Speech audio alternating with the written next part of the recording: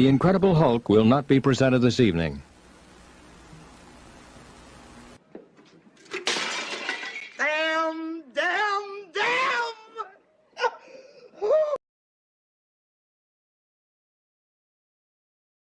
You are watching The DL Show on Dave's Guitar Channel.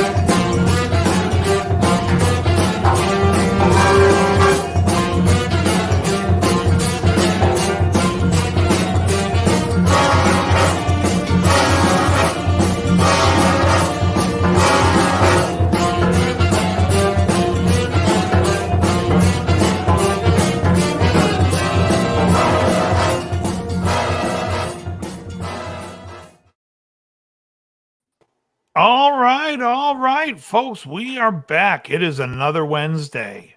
It is April 3rd, the day before the high holiday. And we're back. Joe, welcome back. Hey, everybody. Krellbar, welcome. Long time no see. Yeah, so nice one, Krell. Krellbar actually came down to Martini's on Saturday with Krell Bro and Krell Bro's girlfriend. I was going to say GF, and then I said girlfriend. And Krell, what did you think of Martini's? Let's hear what your thoughts were. It's a cute little bar. It's bigger inside than it looks outside, that's for sure. Right. Because it's longer than it is wide. And guys did a great job, by the way. It's my first time in Plymouth, too.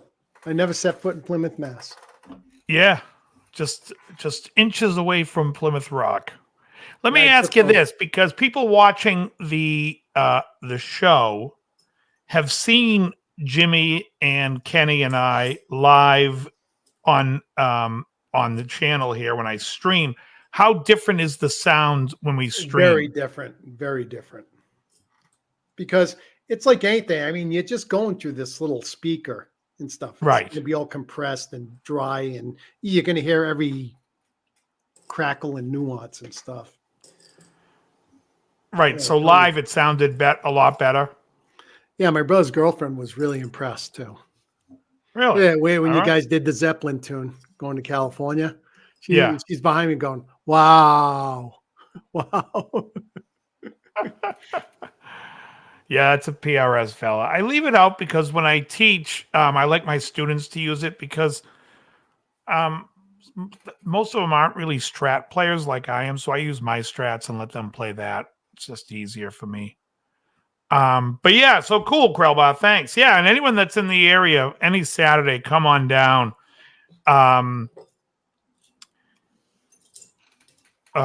Yeah, Chrissy was there for a little bit, but I think she ran upstairs by the time you guys got there. Yeah, at first I thought that girl Jen was, but then I looked, I said, no, that doesn't look like her. No. And Jen is not really the bartender that works on Saturdays. It would have been Lisa, but Lisa hurt her back, so it was like a whole different crew that night. But we had a great night. It's a good crowd, and we have a blast. I mean, it's a lot of fun. She's a big stocky girl. She works out as well. Yeah. I mean, she looks a little soft to me, but that's my.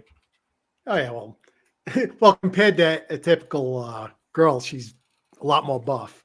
Yeah. But anyway, not that there's anything wrong with that. No, it's whatever. She's no Anna Mal. Who the fuck is on a mall?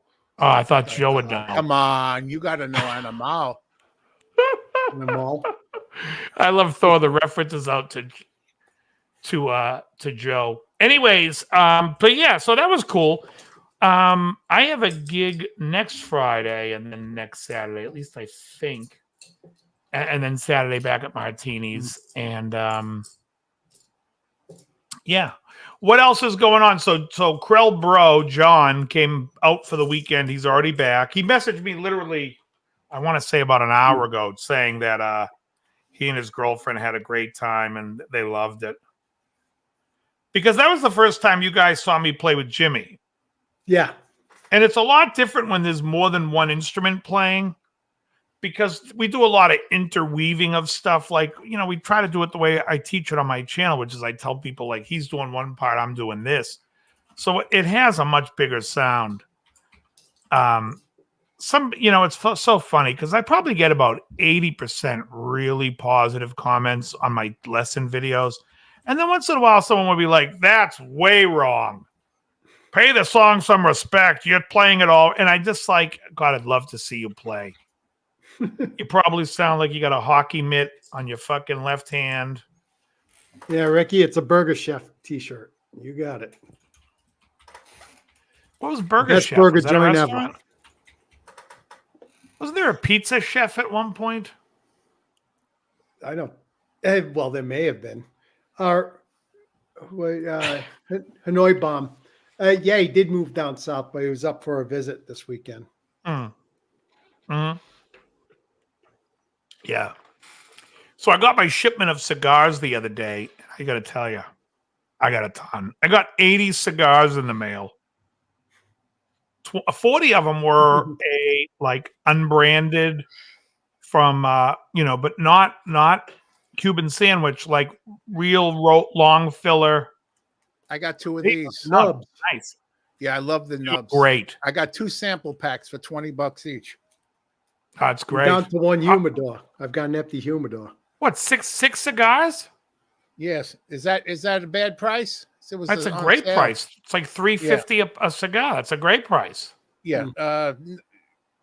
Free shipping, $20 for 2 6-packs. $40, each.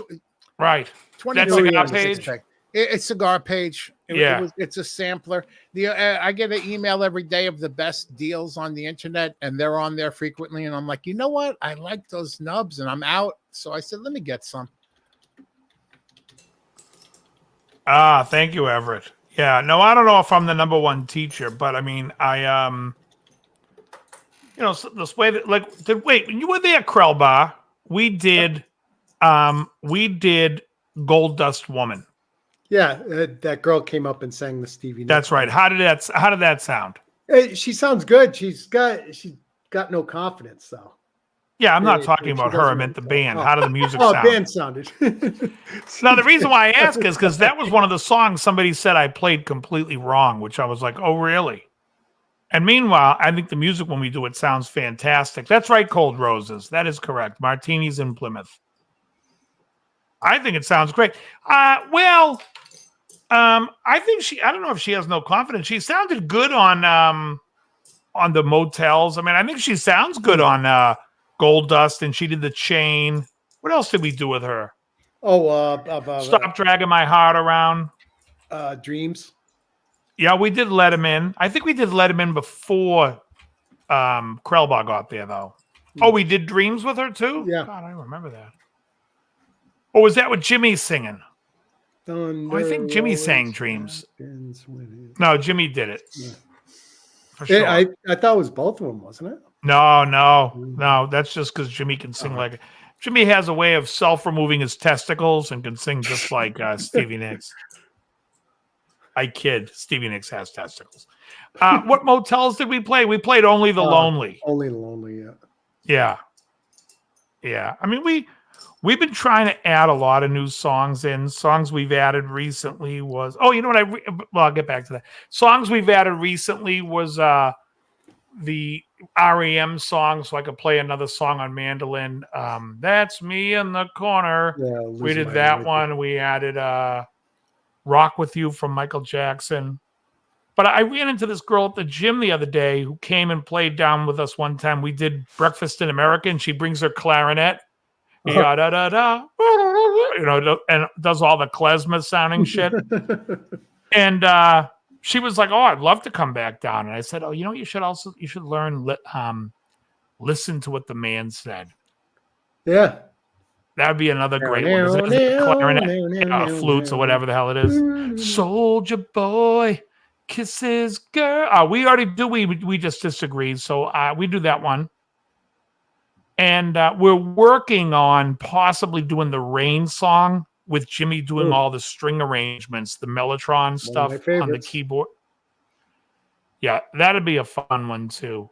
People like the Zeppelin stuff when we do it. So, cool.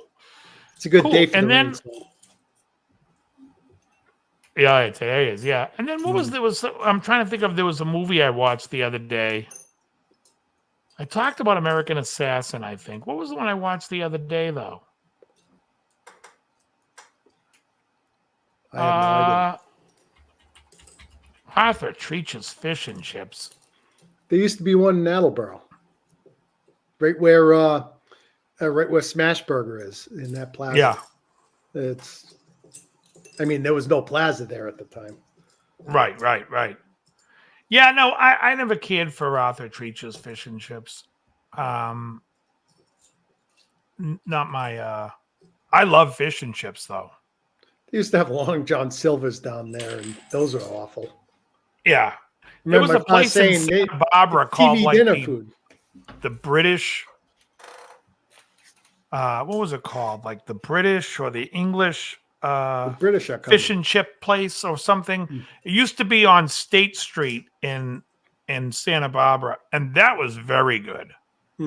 We've got a good one in Woonsocket, Ye Old English. They've been doing it for ages. Yeah.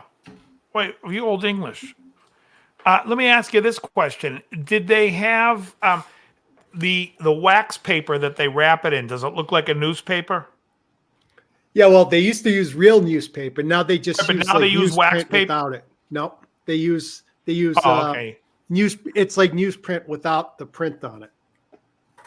Okay, yeah. So this place uses like wax paper, but looks like newspaper.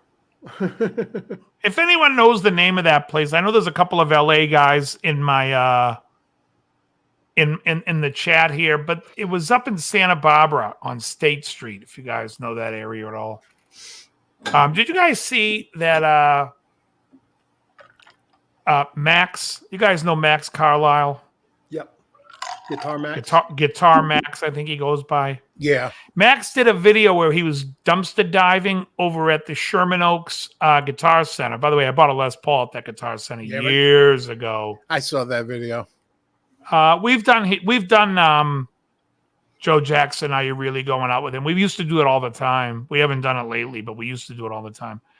But anyways, he did a dumpster dive. You guys see that? Yeah, I watched that. I haven't seen that yet. I'll watch that. But it's very important on the day that it was posted. Why? Did you watch it? Yeah. It was posted April 1st. It was an April Fool's joke. Oh, yeah. Well, I knew when he went to the thing, I knew it was like not serious. Yeah, well, no one's going to throw away a Klon in a dumpster and he don't take it. Right. That was a good April Fool's joke then. What I couldn't believe he did was he walked across the street and jaywalked right there. Honestly, in LA, that's like the crosswalk is literally 100 yards to his right. And I'm like, man, and you're walking with a camera filming, man, they would have pulled you over. They would have chased me down the street. I remember by the way, early Jerence, video. how are you, sir? Jerry, Happy birthday, Dave. Hello, thank you, Danny. Jerry. well, it's a little early. Happy I was birthday. going to wait. When is I was it? going to wait till after the show. It's tomorrow. Oh, well, happy birthday. Thank you. All right, very good. What are you, 50? What? 56 tomorrow. Oh, Okay, you'll be very my age. Yeah, I'm And leaving I'll the soon be that age wide next world of double nickels. 55. Savor it. Jerry, have you ever? Thanks, Ricky. Have you been to an open mic in Weymouth? It's like a singer-songwriter thing. What What place? I've been to the Red Rose. I don't know what what's his name? Ron Rudy keeps posting these singers. Oh yeah. That's at the Cottage, I believe. It's in. No, it's not the Cottage. By the way, I used to love the Cottage. What but is I don't think it was the I don't. I've the never Cottage been. is Quincy or Weymouth? I thought the Cottage was in Quincy. It's in Weymouth. It's in where's the Cameo Theater? Yeah. What square is that? Yeah, I don't think it was the Cottage. It's the Cottage is nicer inside than that place. This place. But anyways, these girls, these singer-songwriters, I mean, just give me some rope. It's fucking brutal. And they're all watching. They'll be on the show next week. They'll be here. I know, I saw Eileen Springer's name on the list, but I noticed Ron Rudy hadn't posted any of her videos. Mm-hmm.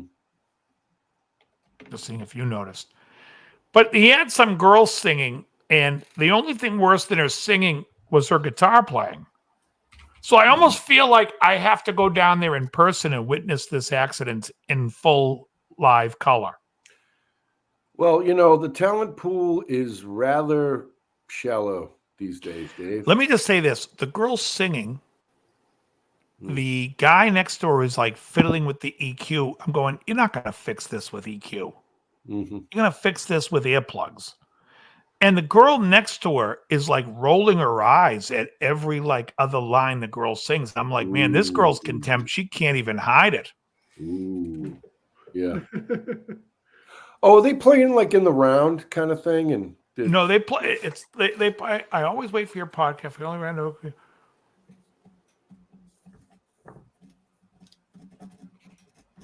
Thanks, Frank. I don't know. Can you recommend? If I can only recommend a book for you, yeah, I don't read. I wait for things to come out in the movies. What was that from? I just saw that recently. Someone's like saying, "I don't like to read." Is that Seinfeld? Maybe it was an episode of Seinfeld. I'm working out. I went from a 40 to a 42. I'm huge. You want a free Armani suit? I wanted to mention earlier. Oh, Dave, it's the Union Brew House. Thank you. That's it. This morning, I'm driving into work. I listen to WICN. It's a jazz station out of Worcester, but they go off kilter every now and then. They played friggin' William Shatner, Rocket Man. Oh yeah, that's awful. On the way into Lonesome Dove says, "Is a DSL H100H a good amp head?" I mean, it depends on what you want to do with it, and depends on if you like it. I know it's made in like Vietnam. Are those Vietnamese, those 100s? All right.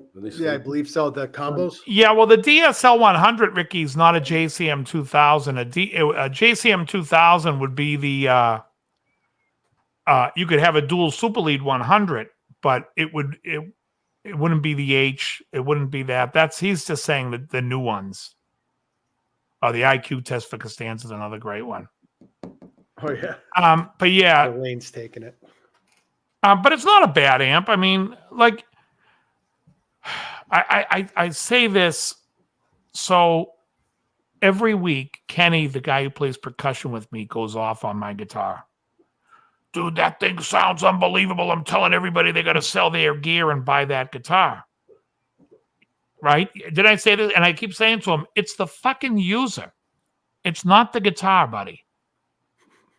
So yes, actually, I said that when you were there, Krell, right? Because before you got there, he kept asking me, and I said, dude, all the tone is in that pedal. I have a hardwire reverb, and it's on very subtly, but I'm like, that's the whole tone right there in that pedal. So he's like, really? I go, get rid of all your gear and just buy that pedal. What about where you messed up and you blamed him? Oh, he's playing, and he got upset. He gets upset. So we're playing a song. I go and hit like a flat 5 by mistake, and Jimmy looks at me and I go, "That was Kenny." Meanwhile, Kenny's playing fucking Cajon. He gets all upset because he's like, Jimmy thinks I make that mistake. I go, Jimmy thinks you hit a flat 5 on the Cajon, you fucking idiot. I'm sure he's in the chat too. Oh, they made in Korea. That they are. I thought they were. What's Vietnam? What was the ones? I'm sure they're Vietnam. Well, I know the Transformers are all being made in Vietnam, right? And when I say the Transformers, I'm not talking about Bumblebee and Optimus Prime. I'm talking about the power trans. Dave, I just bought a guitar that you said would make me Jimmy Page. 10 grand later, I still don't sound like Page. Exactly, Johnny. Oh, it is. Okay, no, it's Vietnam. Yeah, no, Vietnam. I thought it was because I knew that the main components were made in Vietnam, so I just assumed the whole thing is now. I do remember they made, was it Vietnam or Thailand where they were making the haze when they first transferred? Awful. What is it? It's an awful amp. I played the haze. Yeah. Well, the first time we opened the box to the haze, it literally smelled like you were at a pet shop. It was okay. Howie's not going to make it.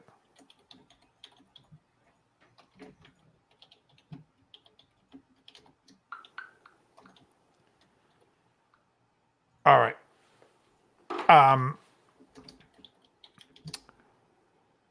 Yeah, the haze was awful. It did it. You opened it up and it smelled like, you know, when you go into a pet store and they have all that those wood chips and it has that animal smell to it. Musty, like a musty smell. Urine, dander. Mm-hmm. That's what the haze amp smelled like coming out of the box. Yeah, well, no, it has more than urine. It's a composite of urine, pet dander, and feces. Have you guys seen this commercial where this guy, where it's like everybody loves their pets, and it shows like two guys and they're like dog for like a second, and one of the guys, it's like he has what we call resting gay face. Oh God! You guys, anyone familiar with this look? No, I don't think so. Back in the 80s and early 90s, my friend and I used to call it the defeated look, where they can't hide being gay any longer. And so there's like a defeat, and it's this look.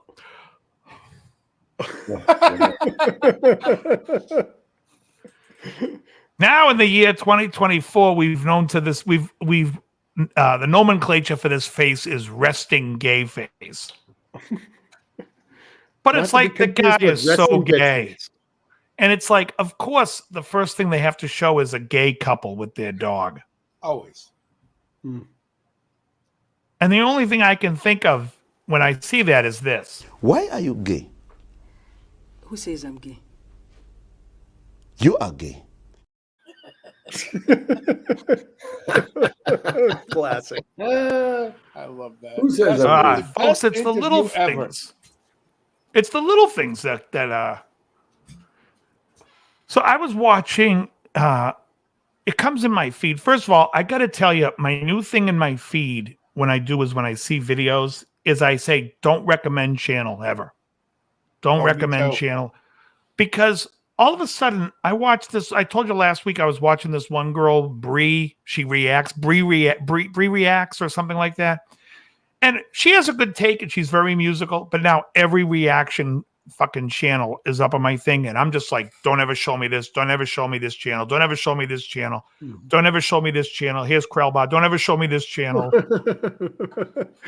But honestly, I'm like, yeah, I know. I'm like, you got. So I somehow I was super tired the other day, and I was like up late at night. It was like 3 a.m. I'm like, you know what I need?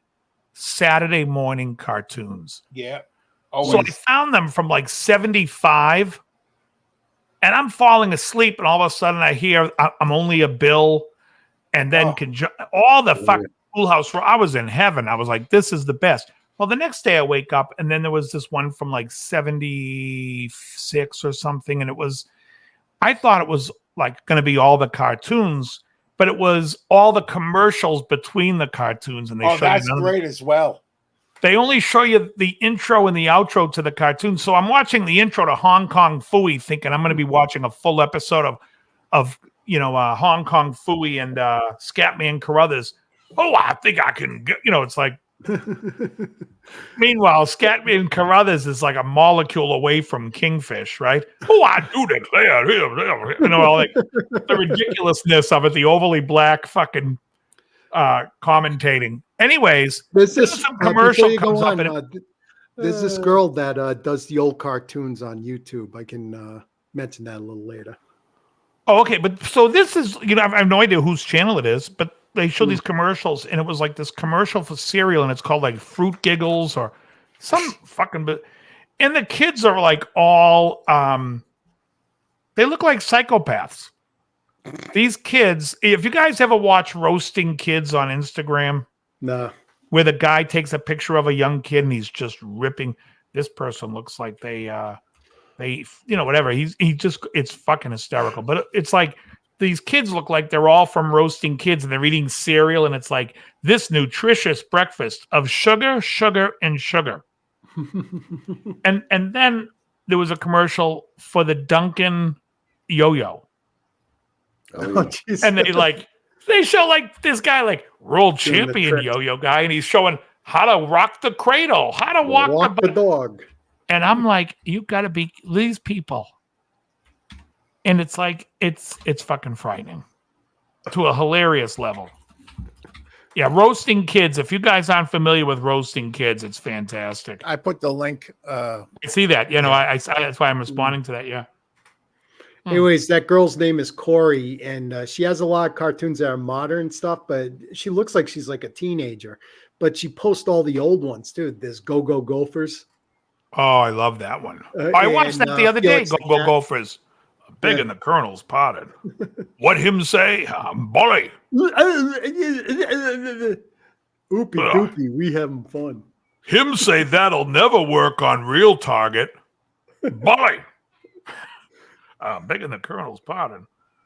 Go Go Gophers are one of my. You genius. That's one of. That's one of my all-time favorites. There's a reason why they don't show those anymore, because you genius. Oh, it's fucking great. Bully. Yeah. Captain Caveman. That was Mel Blanc. Oh, you know what it was? It was a commercial too with Dawes Butler.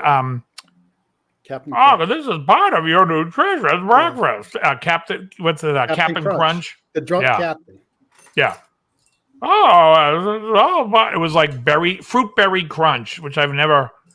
It was before Crunch Berry, and it was called like fruit berry crunch or something. It's all part of your nutritious breakfast. Please, Captain, put the fucking scotch down. Could you please? You're out. Hey, Captain Hazelwood. You're completely out of your mind. That caused a disaster. But yeah, also. So I was watching. Are you guys familiar with who Trailer Trash Tammy is? Oh, the one who does the mukbangs. No. You showed us before. You showed her before. All right. Well, she eats food in her car, and she does videos with this girl Libby. They did a cruise that came in my feed where they had a cruise where people got to meet them, and it was basically an army of gay guys. And literally porkers. Every girl there was like just obese and morbidly so. And I can't tell you that I even given, and if they're watching this, by the way, Tammy will be on here next week. If they're watching this, they got about a year left. They got a year to live. They got to change what they're doing. They've put on, do you guys know who Nick Avocado is? Yes. You see how fat he is? Yeah, I know, and he intended to get that heavy. He used to be skinny, and he did that on purpose. And so, Joe, you know who he is because he says to the girl, there's 2 ramen noodles in each plate, and she goes, well, usually I'm a 1 ramen noodle girl. And then they keep showing the dog giving side eye. You haven't seen that Instagram, that meme yet? I think I don't know. Yeah, no, Tammy's very funny, but I'm telling you, she's obese. They're on the cruise, and they're riding around locks. And I'm telling you, when they're riding around on those locks in their shorts and they're barefoot, I'm like, they are not getting any circulation to those toes. Those are coming out. Those are gone. You can just drop the leg off too from diabetes. Yeah. It's too bad. So, but listen, we've talked about, I don't want to go off about food so much today, but we've talked about food. And listen, I can tell you that the problem, I love when people say to me, but they came out with a new study. Fuck your study. Look at study the last 100 years. All the answers are right there. You've been listening what they've been doing. They've changed our food and our food supply, and people are getting sicker. So you can either live on medication and there's such misinformation about the 1800s too. Oh, they didn't live that long. They lived till about 73. I think the average age of a woman was 75. When you take out the factor that people under 5 were dying at a young age from viruses. When you take out the fact that it was a little more violent too, it's like people are killing each other at more of a clip. So people live long. That's if you didn't get shot. Maybe Joe. We'll see as we go. Okay. Sugar diabetes will kill. Yeah, so anyways, and just what the seed oils and everything. And since I've been living high on saturated fat, never felt better, never felt the brain better. Right. And if you guys want to watch a really cool Instagram guy, his name is Eddie Abu. He used to be a pro bodybuilder competing like on stage with Ronnie Coleman. And now he's a full carnivore. But he doesn't push carnivore. He'll say to you, just eat whole regular foods, eat natural foods, and stop eating garbage. Because it's really, it'll change your life. They had different luxury, maybe. Well, how about this maybe? How about maybe we're eating poison? And that's why, look at all the people. I say, like, if my father never had to take blood pressure medication all those years, for the years that he took it, he probably would have had, his heart probably would have been fine. If he never ate those seed oils, and if he learned this diet 30 years ago, he'd still be alive today. That's my belief. Now, Dave, are you a fan of Sal DiStefano? I don't know who that is. He kind of is proponent of the high protein, fat, and weight training. No, because the guys who say high protein, I don't have any time for, because I don't believe you need high protein, and I do believe, and even Eddie categorize the carnivore diet high fat. I see. So I'll explain to you why. So high protein is the belief back in the bodybuilding world in the days was if you weighed. What do you weigh, Jerry? Let's just say, what do you weigh? 200. Okay, 200. And what % body fat would you guess you're at? Oh, I'm probably 25, 20? Yeah. Okay, let's call it 25. So I call it 20. What's 20% of 200? 40. Yeah. So 160 lean pounds of mass. So we would say in a high protein diet, you would eat somewhere between 160 and 200 and change grams of protein a day. Right. Okay. I don't believe that. I believe if you ate 100 grams of protein a day, you'd be fine. I believe if you ate 80 grams of I believe if you ate 80 grams of protein a day, you'd be fine. The problem is, to me, you have to eat high fat. The high fat builds your cholesterol a little bit more on edge, builds your testosterone, brings your white blood cells, and you're going to have much more muscle growth with higher fat than you will with high protein. Because the high protein, most of the shit you can't even assimilate into your body. And then if you're eating plant protein, you're going to have to take in 4 times the amount because your body doesn't assimilate it the same way. So people are like, oh, you can get protein from plants. You can. So if you need to eat 200 grams a day, you need 800 of plant protein to have your body absorb the same amount of protein. So I don't believe in high protein. I don't believe, and also some of these guys that get involved, they believe in calories, and like that's why I'm on page with Eddie Abu. I've been doing it long before I've seen his video. I've only seen his videos for a few weeks, but he's a big on wake the fuck up and eat food. Don't count calories, just eat. And if you're not eating carbs, you don't have to worry about it. You don't have to worry about counting calories but eat the fat because the fat's the big payoff. I agree. You know, but his thing is 10% people, of your body weight in protein. You know, and I'm doing 10 ounces of hamburger. 10% of your body weight in protein? That's so 200. 20 grams. That's nothing. No, I'm sorry. My numbers are off. No, a lot of times they say 10% of the body weight is 200 grams. Yeah, that's what I heard before. They say at least per pound of body weight at the very least, and that's weight. Yeah, that's 1-to-1. That's what I just said. Yeah. That's on the low spectrum. That's his ratio. But it's 1-to-1. But usually I know it is 1.5 to lean mass. So whatever 160 times 1.5 is. It's probably another 80. It's a little over 200, but yeah, that's the number that similar type thing. And his thing is whole food, and so I'm doing 10 ounces to 12 ounces of hamburger every day and 4 eggs. So it's pretty close in protein. And then with all the fat. So what? What do you mean to what? What do you think that is? That's not even 100 grams of protein. I'm sorry?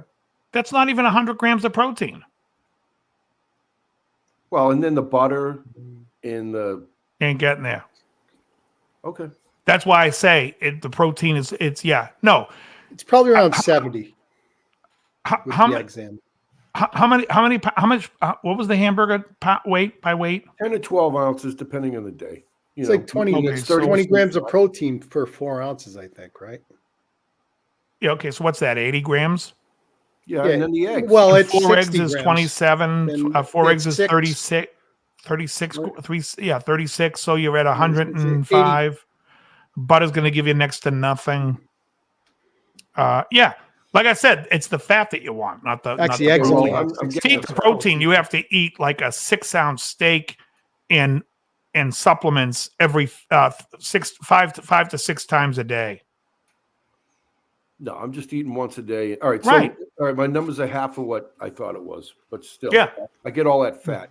Yeah, that's it. That's what makes it. Yeah. So it's working. Yeah. And I feel very satiated. Oh, absolutely. Yeah, the fat does it. Yeah, that's what I'm saying. I wouldn't call 100 grams of protein a high protein diet. Nah. That's where high protein to me is like, again, that's twice his that. thing. Yeah. And his other thing is the weight training as opposed to, doing a lot of aerobics and things like that. So Weight training is way more important than cardio.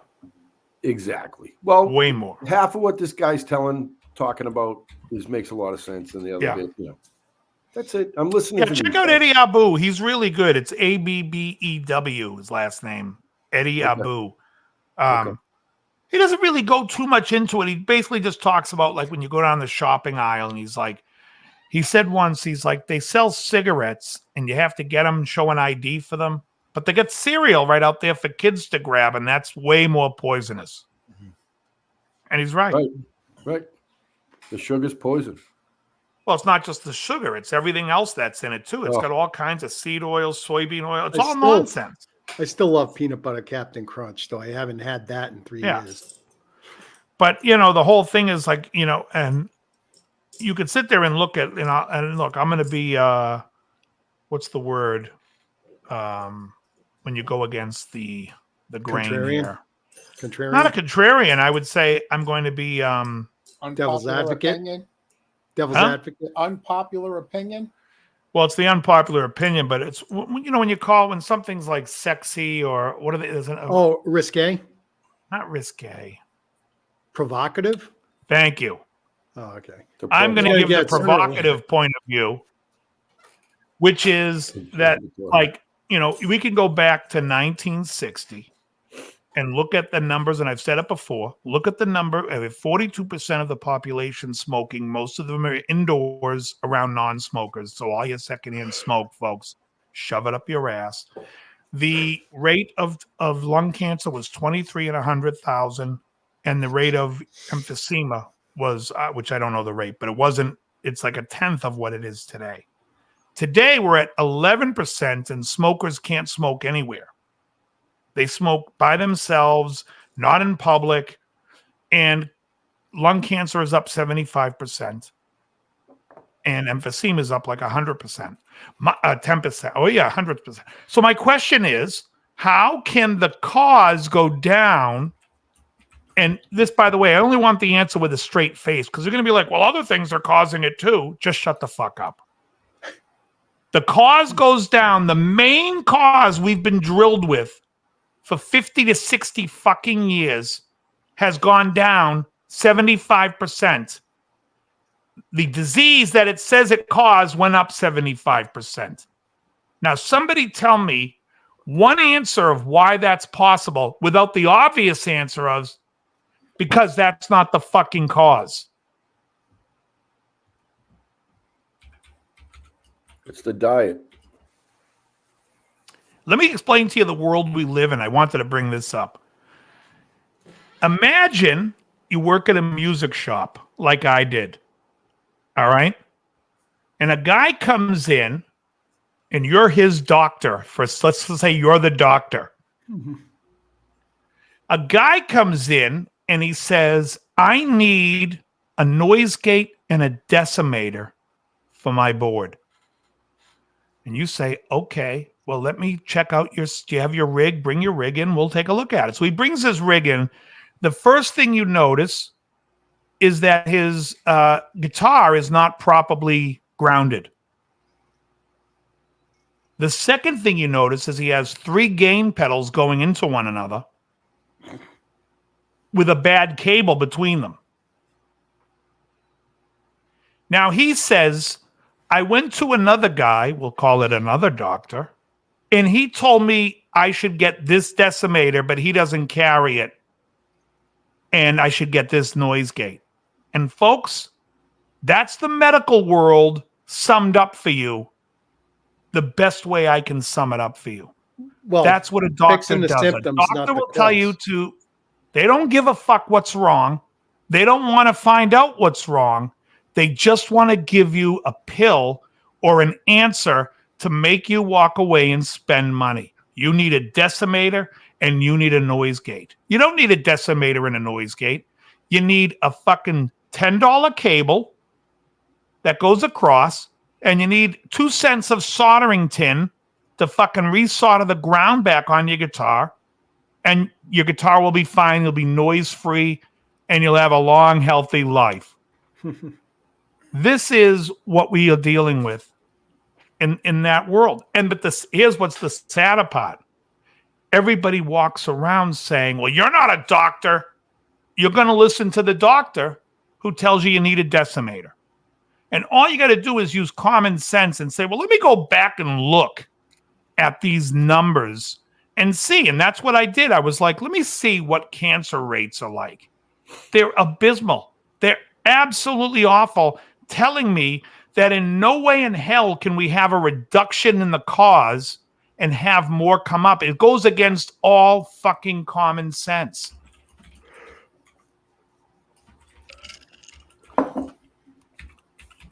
Yeah, with doctors, I always tell my doctors, hey, you went to school for a number of years to be my medical advisor.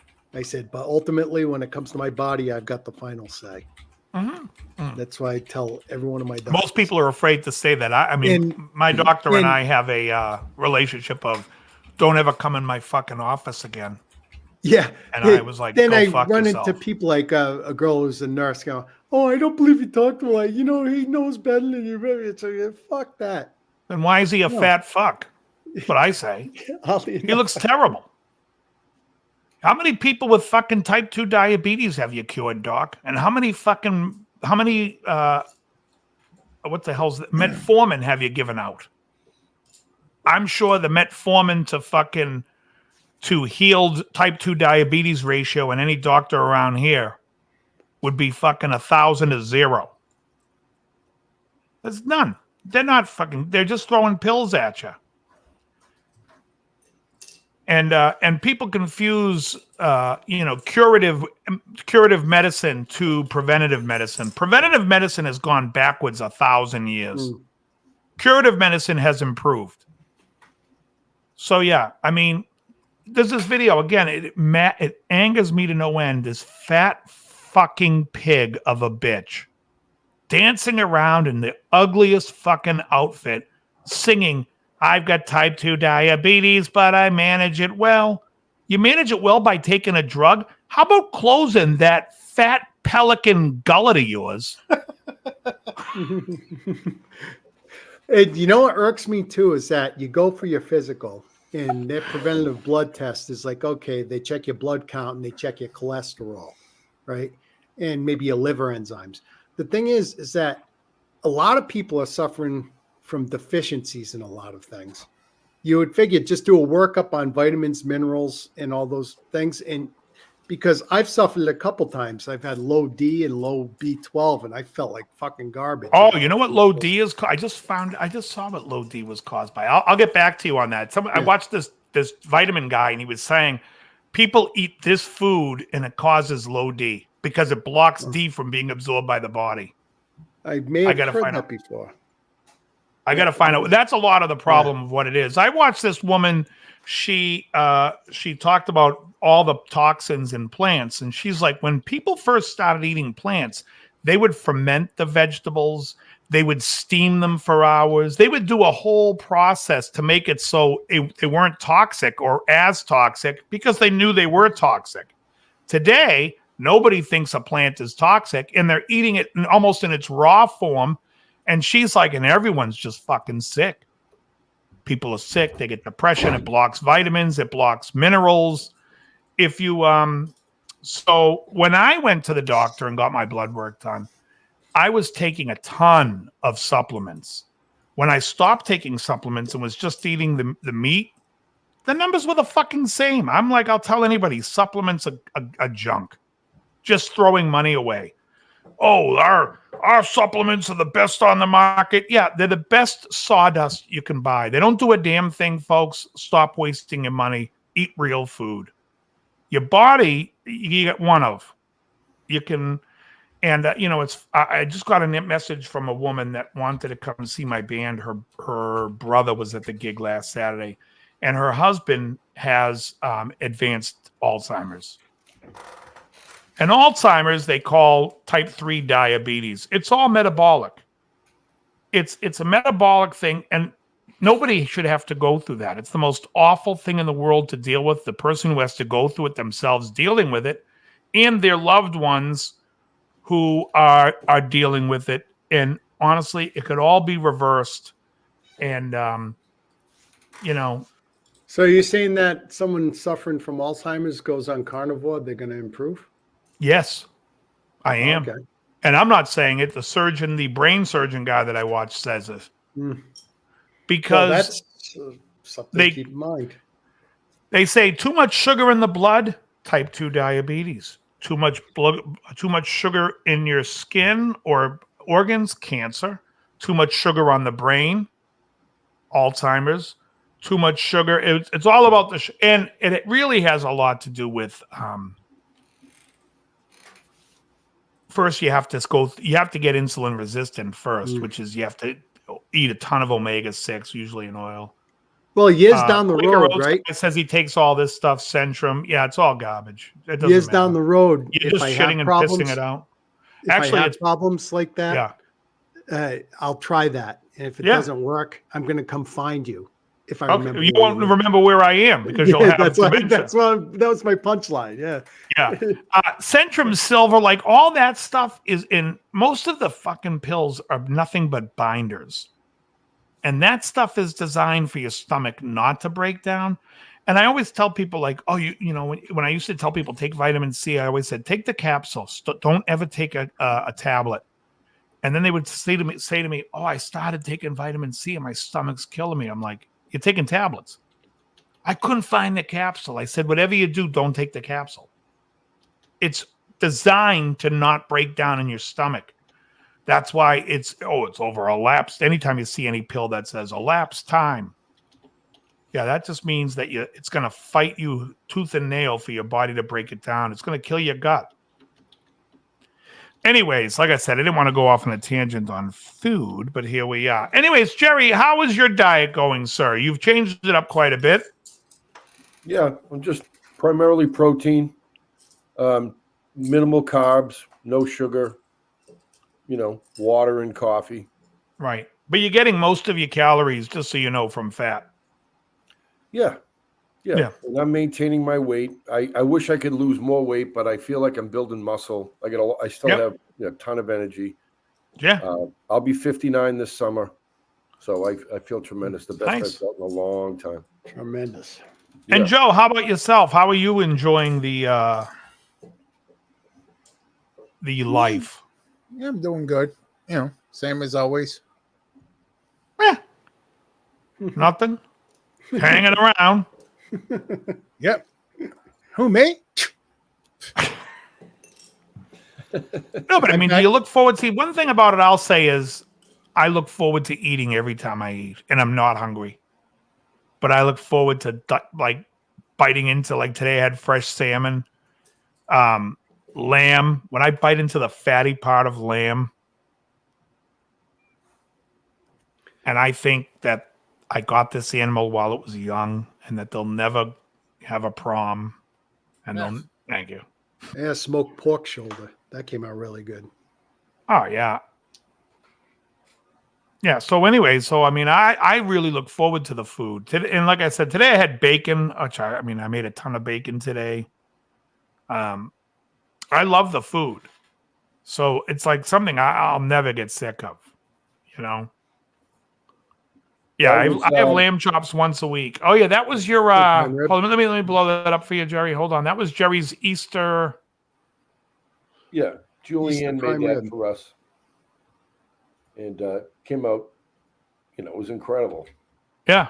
Salt and pepper and the meat, and delicious. I ate that. Has to be that coarse Sunday kosher night. salt and the cracked pepper.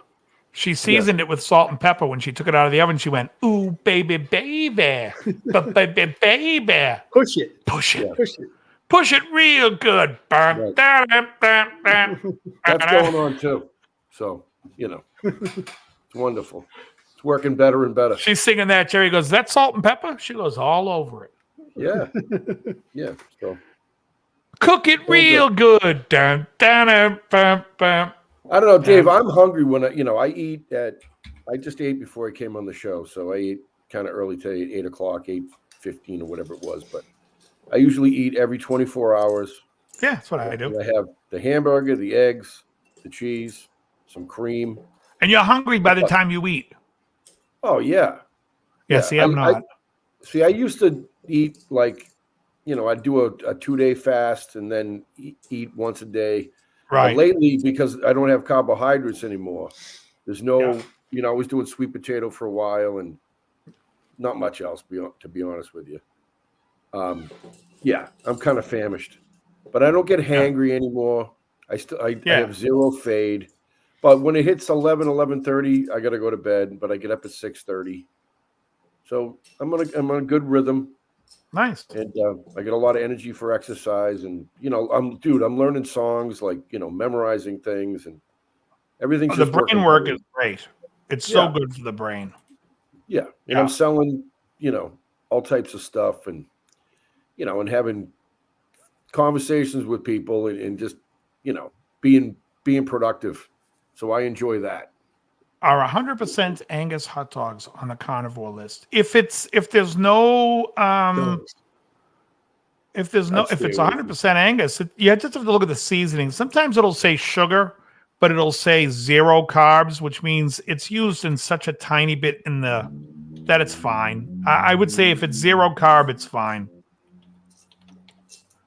As long as it doesn't have maltodextrin or dextrose. That's my only thing when I talk about it. No maltodextrin, no dextrose. Other than that, if it doesn't have that, you're good to go. No, Nathan's are pretty pure, right? Nathan's hot dogs. I don't eat hot dogs, so I don't know. What's the maltodextrin and dextrose? What's that? What do those two things do? They're like a thickening agent, I believe, and I think they have an insulin response, so I avoid them. Like maltodextrin's like the powder that they add to aspartame to equal, which is why I buy pharmaceutical grade aspartame on Amazon, because I don't want the dextrose in there, or the maltodextrin. And then like a lot of like salamis have dextrose in there, and so I will get it if it doesn't have that, which is like Supramesa, whatever that is. That what it's called? Suprasada, Supersat, whatever it is. Yeah. Yeah, you have to read the label. That's right, RL. RL's also a carnivore, down to a 32-inch waist. Okay, good. Oh yeah. No, I think hot dogs are one of those things you have to read the label, because 90% of them are not going to pass muster. They don't pass. In fact, the best bacon I find is at Costco. What brand? However, if anyone around here, any of you guys BJ's members, Yep. you are? Yeah. BJ's has the corned beef, that Grobel's corned beef. That's Oh, that's what you were looking for that day. Grobble. You had the wrong store. Where? Well, because we were in Market Basket. Well, no, that was it, and I meant to go to Walmart. Yeah, but then I found it at Walmart, but then I found it cheaper at BJ's. Okay. And the hamburger at BJ's is cheaper than Walmart's. Yeah, and they get the it's 27. not 70-30, but it's Yes, Is it yes, in the is. tube? no, it's 73-27 is what it is. That's exactly what Walmart's is. Correct. Yeah. And that's what I eat, Yeah, it's the best. Oh, it's the best. every day, and I never get sick of it. Yeah, it's the best. And I put Sargento aged cheddar on top. Yeah. 0 carb. Yep. So good. No dye. I'm doing the same shit you're doing, Dave, except no orange soda. Let me just say this. What are my thoughts on rice? 2 billion Chinese men can't be wrong, but they can be wrong. Listen, right or wrong, actually rice is terrible for you. No, There's no especially reason. since they started shucking the friggin' Yeah, Thanks and for brown enriching rice is it. more toxic than white rice. Yes, we have Grobel's, the best corned beef, in my opinion. BJ's and Michigan's. Yeah, oh, it's great, Ricky. The corned beef is fantastic.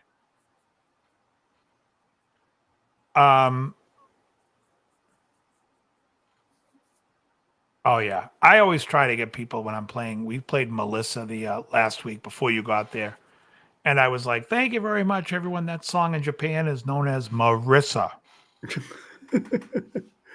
Nobody. And meanwhile, the two guys in my band are like trying to duck their heads, but no one's paying attention. Thank God. So my brother said, don't go see the movie Dune. I thought about going to the movies by myself to go see Dune the other night. And I saw it's like almost 3 hours long or 3 hours long. I'm not going to a fucking movie theater for 3 hours. Oh, you know what movie I no, saw? unless that they was have really toilets at good? the seat. I did watch a really good movie. What'd you say? Check out the movie Argyle. It's, All right. It's 2 hours and 20 minutes, and it took me a week to finally get to it because I'm like 2 hours and 20 minutes, but you never feel it. It's a lot of fun. I enjoyed the fuck out of it. Oh, you know what? I watched The Payback again, but this was the director's cut. I'm telling you right now, it angered me. And I heard Mel Gibson fought the director and eventually won, and the original movie ended the way Mel Gibson wanted it to. He was right. Because The Payback's one of my all-time favorite movies.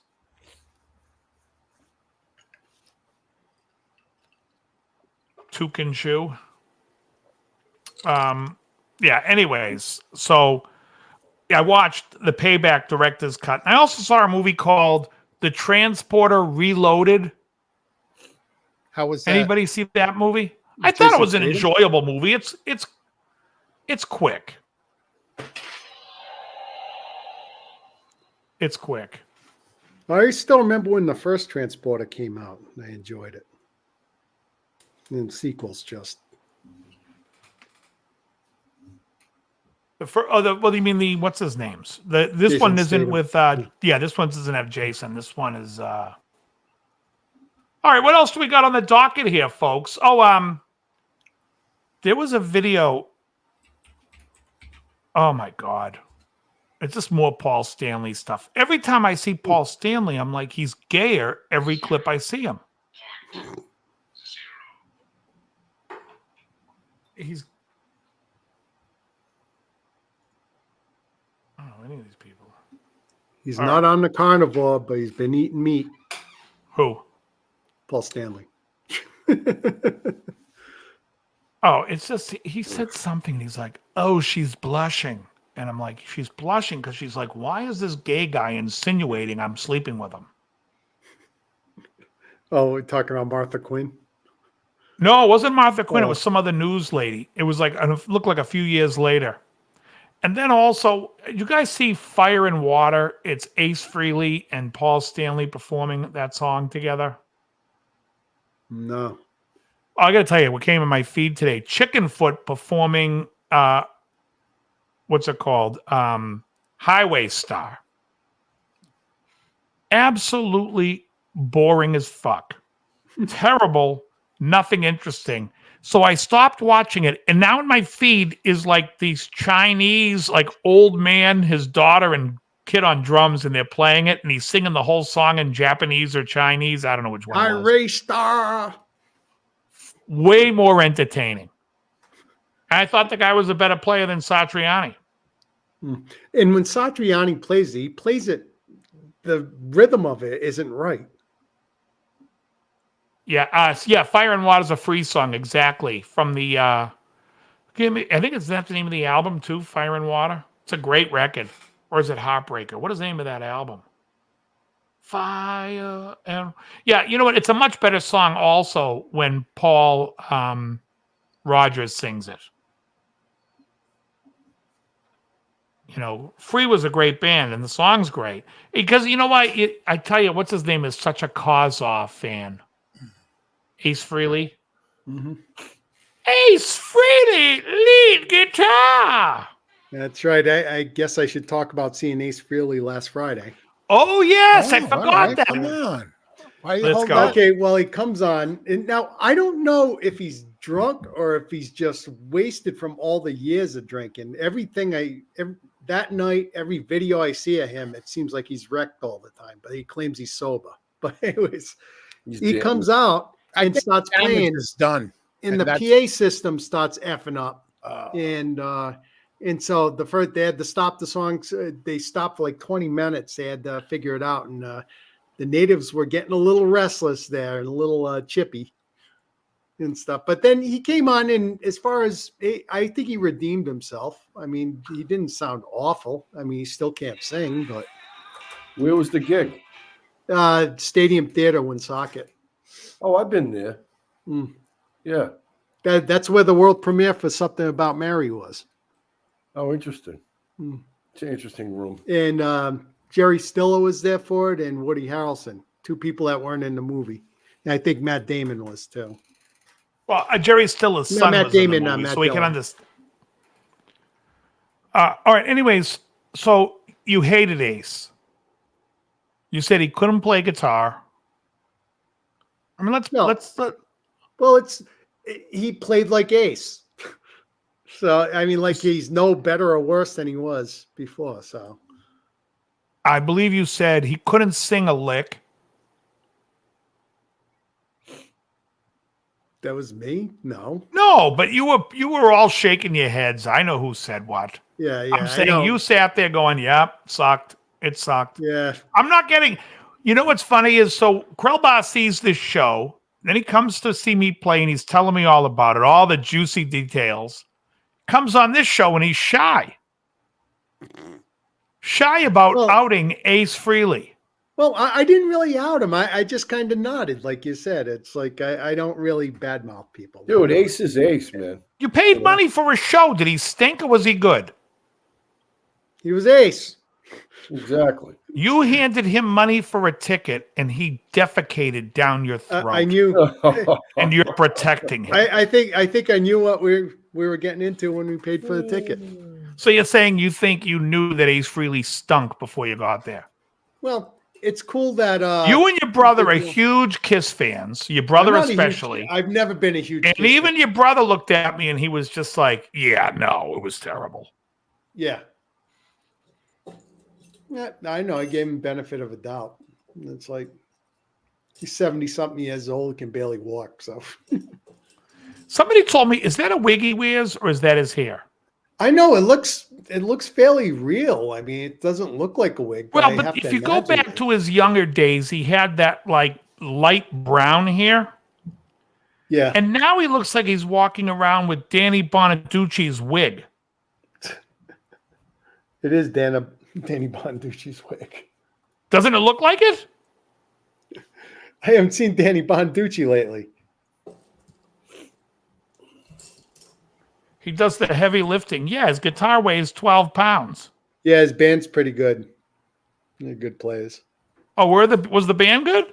Yeah. Well, he's got like, two other guitar players on stage with him. Too. Was it the bass player sang Gene's songs and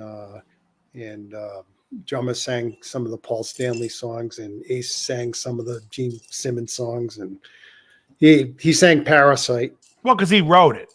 Yeah, because he wrote it. They initially wanted him to sing it, and he didn't want to. He wrote Parasite, and I think he wrote Strange Way. Yeah. Yeah, he did that song. Which Peter sings, right? I believe so. You know what's funny is, as much as like Peter's voice is cool, and when he's singing, "Oh, it's a strange way," again, that song doesn't do anything until Gene comes in and goes, "Strange way," right? All of a sudden, Gene's voice comes in, like rock bottom. He comes in, and you're like, it's like, listen, let the demons sing the chorus in every song. They really fucked his character up with Great Expectations. Yeah. And then what was that other one? When You Wish Upon a Star on his solo album. No, but that, you know, the one that everyone loves that I hate is God of Thunder. I just can't stand that song. To me, it's like the retarded cousin to Watching You. You know, watching everything you do, we're watching you, yeah. It's got like that has sass and balls, where God of Thunder is gung, gung, gung, gung. You know, it's like you got something about you. Yeah. Pick it up. Bob Ezrin's kids running around the studio. Yeah. Oh, they played Rip It Out. They played Rip It Out when you saw them? They played Rip It Out. They played Shock Me. I was How many versions of Fractured Mirror did he do? Zilch. Because he got like 9 Fractured Mirror songs. Speaking of Fractured, I saw Fractured Fairy Tales yesterday, too. Oh, yeah. I love that.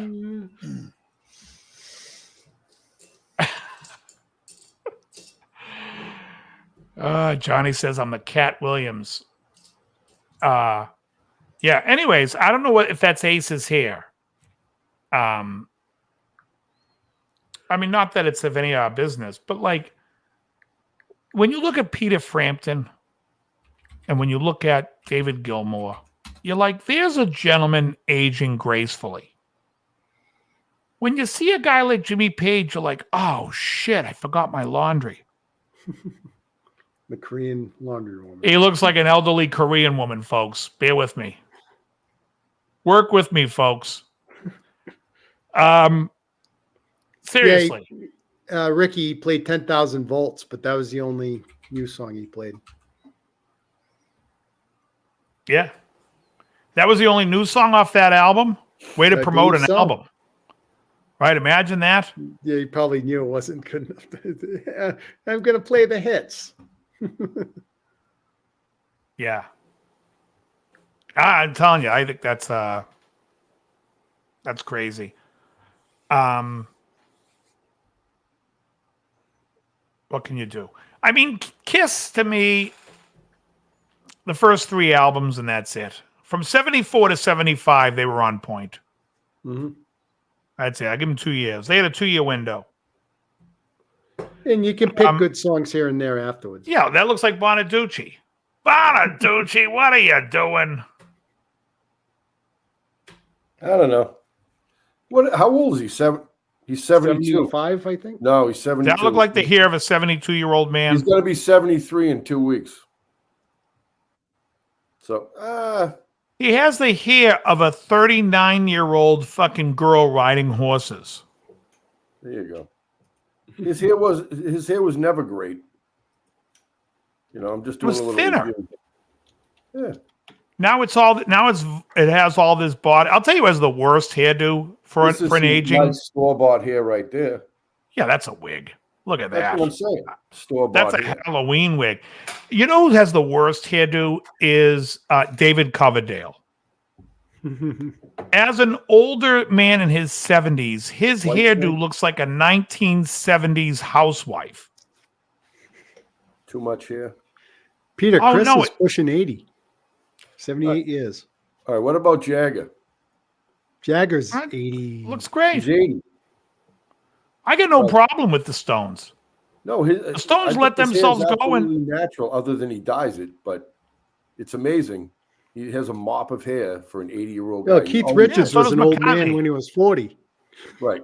No, his hair thinned out when in his 40s. But Jagger, unless he was super proactive, it's, you know, but there are English guys, their hair just does not recede. It just, you know, they have a mop of hair.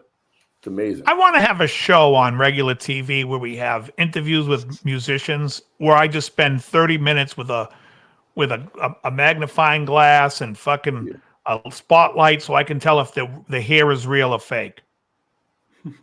Yeah. And then at the end I go, but I'll never tell. Yeah. It's a wig. And I lie, of course, and tell everybody. Be like that other guy. Oh, are you yeah. wearing- why are you wearing a wig? Who's wearing a wig? You are wearing You a wig. are wearing a wig. Gene Simmons has the worst hair. It's the worst wig. Oh. Here's what's They're funny. plugs. You look at Looks like Gene plugs. Simmons' hair. It's not plugs. You look at, oh my God, that is the worst. That a game of tennis, young lady? Would you like to play some tennis after you're done fucking frosting a cake with a paper knife? You fucking 70s housewife. Same age as Ace, 72. So. Now, what was I just saying before this? The ex-wife, Tawny. Tawny Katane, yeah. Oh, She was hot. she was a number. Yeah, Tell she's me a about hot your mess. childhood. From the tender age of 3, I was hooked to a machine just to keep my mouth from Hyperactive. spouting junk. Yeah, he does. He looks like Steven Adler's mother's right. Don't tell anybody, but I'm wearing a wig. Okay. Was that Jimmy Page? With Jane Page. So that must have been from the late 80s when that was. Who was it? That It was was Jimmy Sure. Page and David Coverdale. I Probably back when they did that album together back in '88. Oh, yeah, that is Yeah. Paige. Yeah, Page Yeah. Coverdale. Before his hair became white and he became Asian.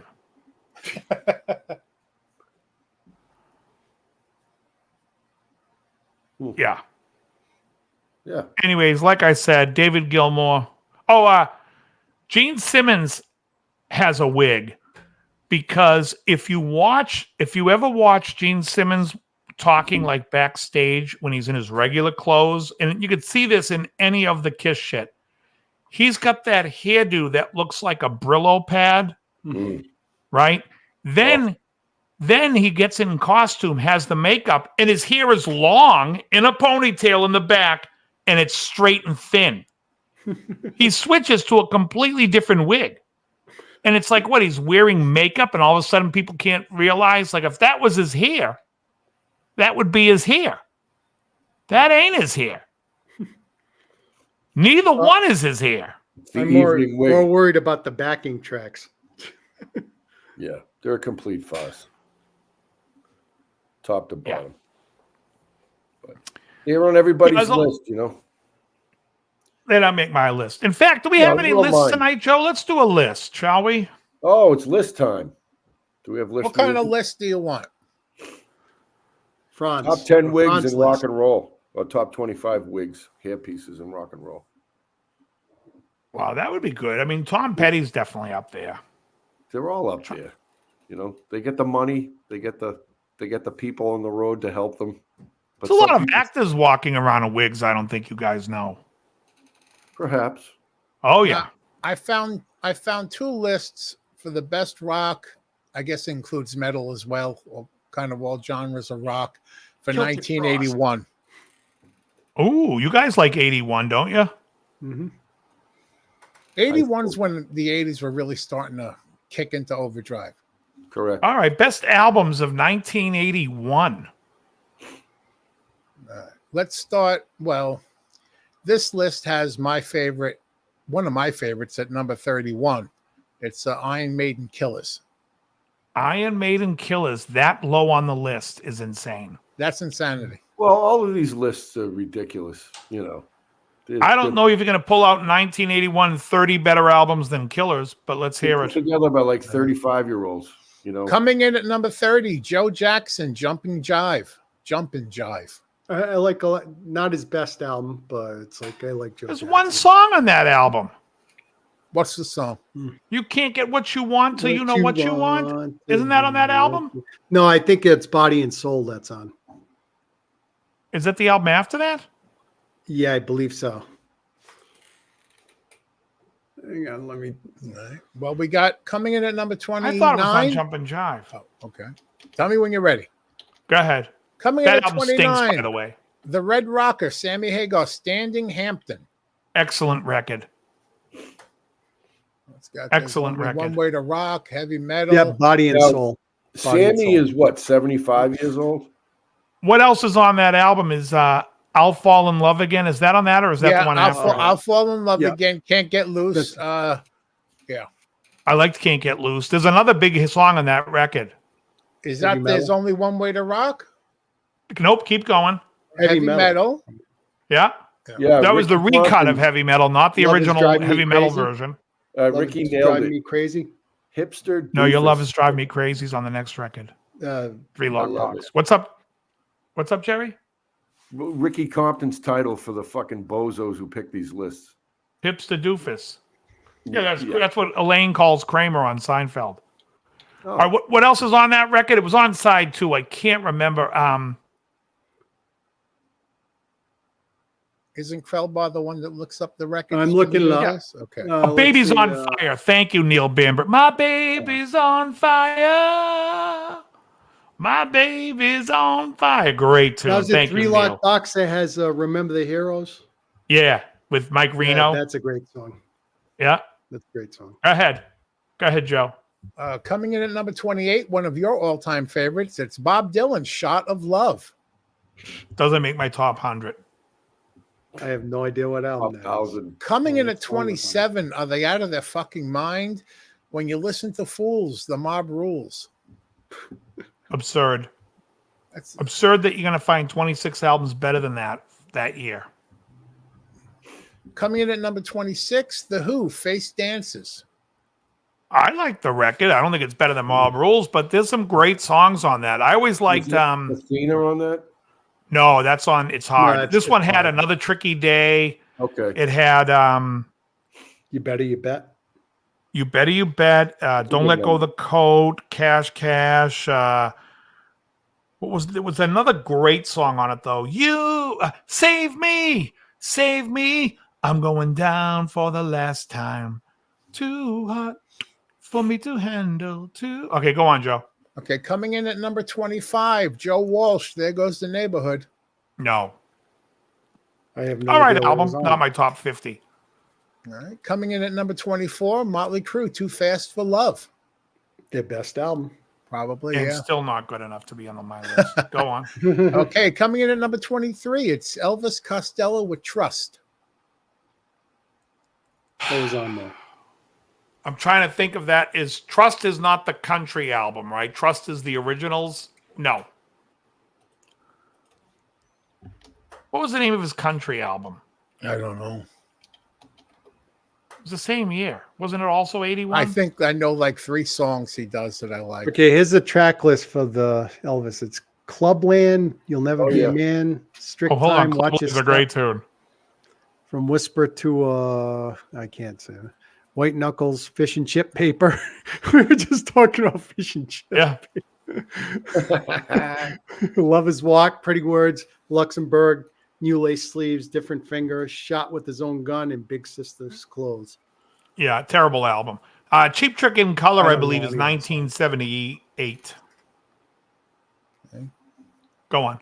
Coming in at number 22, it's Brian Eno and David Byrne, My Life in the Bush of Ghosts. This is a Couldn't tell you moronic anything list. about it. It's like This is hipster moronic.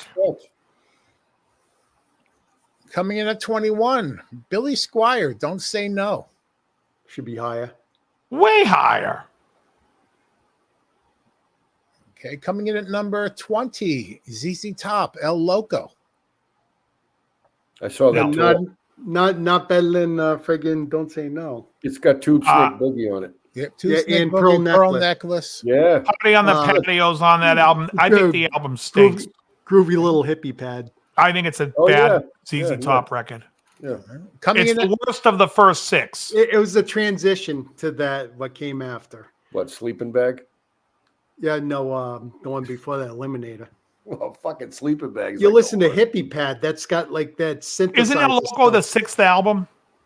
I think it's don't know what it's it the says. 6th. Yeah, it's like the worst of the first 6 because you have ZZ Top's first album, Rio Grande Mud, Tres Hombres, Fandango, Deguelo, El Loco.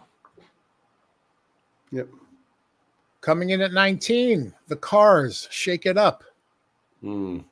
That's not, you're saying if anyone says that's better than fucking Mob Rules or Billy Squire, Don't Say No, has to be mentally retarded. There's 4 great songs on that album, and the rest of it is filler. Yeah. Since You're Gone's great. Since You're Gone's great, Shake It Up's great, Cruiser is great, and I'm Not the One. Even with that did it in the background. Is that the one that has that friggin' repeating fucking did it? City noise disappears. Go ahead. Coming in at number 18, Jay Giles Band, Freeze Frame. Fuck the hell off. How the hell is anybody saying that's better than fucking Mob Rules or Don't Say No? The album is gay. Rage in the Cage, Piss on the Wall. Centerfold. It is gay. Who said it's gay? Hold on a second. Let me here's an interview with the guy who made this list. Why are you gay? Who says I'm gay? You are gay.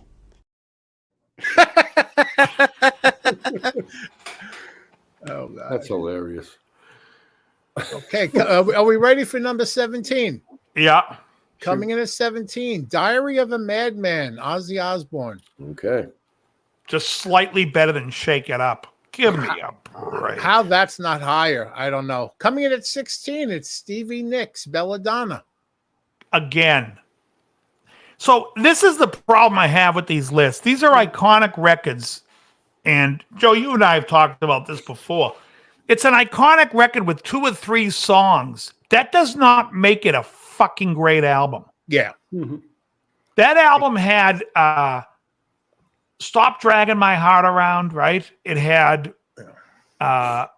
Edge of 17, and maybe, I'm not even sure. Did it have the other cover, though, the other duo that she did? Let's see. It's got Leather and Lace. Leather and Lace Edge of with, 17 and duets Don with Henley. Don Henley and Tom Yeah, Petty. that's It it. doesn't say the song. Yeah, Don Okay, Henley yeah. was That's it, Leather 3 and Lace. songs. Like I said, 3 I think great a lot songs. A lot of the problem is they're picking for best album. They're not, taking into account from beginning to end.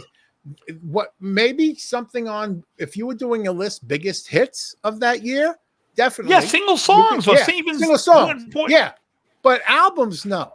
Like if an album I love the song Centerfold, but the rest of is there what do you know from the rest of that Freeze fucking Frame. album? I know the whole album. the title. I'm from Boston, so the opening song was Freeze Frame, then Rage in a Cage, then it went into Centerfold was the next song. By the way, the record stinks. And Compared to the two Love albums Stinks. before it that were sensational, Sanctuary and Love Stinks. Those two albums are great. That's where that came from. All right, go on. Next one. Okay. Coming in at number 15, Neil Young with Reactor. No.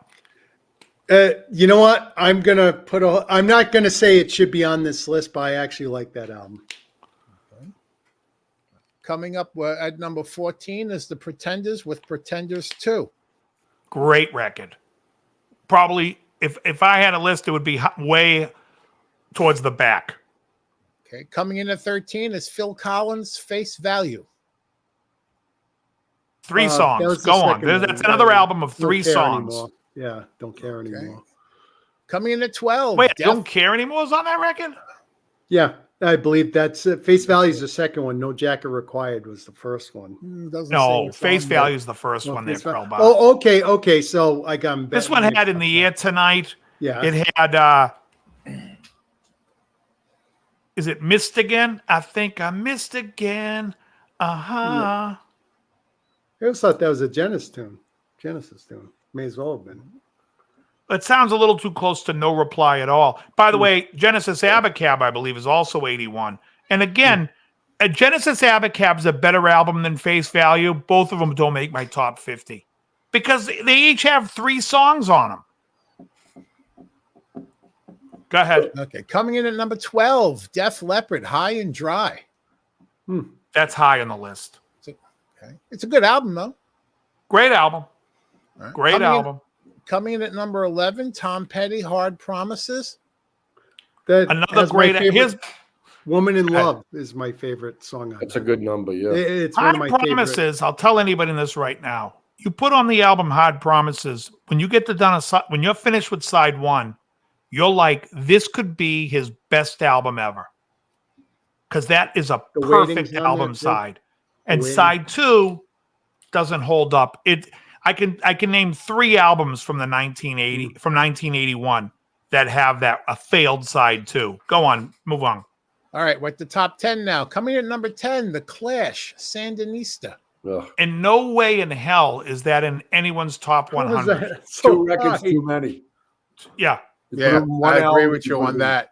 I'll Good. agree with you. That once again, if you want to put on hits, All right, coming in at number 9, AC/DC. For those about to rock. Perfect side 1. Again, my same contention. Side 1 is incredible. Side 2 stinks. Okay. Coming in at number 8 is U2, October. That's better than For Those About to Rock. On what planet? I know. On October. Multiverse. October, of the Madness. song Gloria. October's on it. Gloria. Oh, jeez. Trying to think what else. It's not a bad record. It just should not be that high up. They're so fucking light duty though, man. Ugh. Go on. Coming in at number 7, Journey, Escape. That should be number 1. Yep. Go on. Coming in at 6, Foreigner, 4. Fuck off. Another my album God. of 4 songs. Jukebox jerk off. Right? Jukebox Hero, Urgent, Waiting for a Girl Like You, and Break It Up. That's it. Nightlife. All right, go to the next one. Life. Go to the Coming in next at- one. We're at the top 5. Coming in at 5, it's Genesis with Abacab. Fuck no. Not a bad album. No Reply at all. Abacab, Keep It Dark. I think Man in the Corner might be on side 2, which is another great song. Otherwise, that's good. that's it. Coming Moving in on. Coming in at number 4, Rush, Moving Pictures. Yep. Mm. That's close to where it should be. Coming in at number 3, Fair Warning. Van Perfect. Halen. Wow. Getting good. All right. We got number 2 now. Coming in at number 2, there is a Ghost in the Machine. It's The Police. Oh yeah. That's too high up for that album. Yeah. And There's a number couple 1 Monotony songs on there. is Tattoo You by Rolling Stones. They're out of their fucking minds. Great album. There are 3 songs on that album that I could never listen to again, and another song on it that's not that great. So you got about Is that the 4 one or with 5. Hang Fire? Hang Fire, I never want to hear again. Let me get Mikey into bed because I found another list the same year that's also we can go through and see how they compare. Is it better? I think it's better. It's always going to be up to personal. Well, when they're preference. bad, it makes it fun.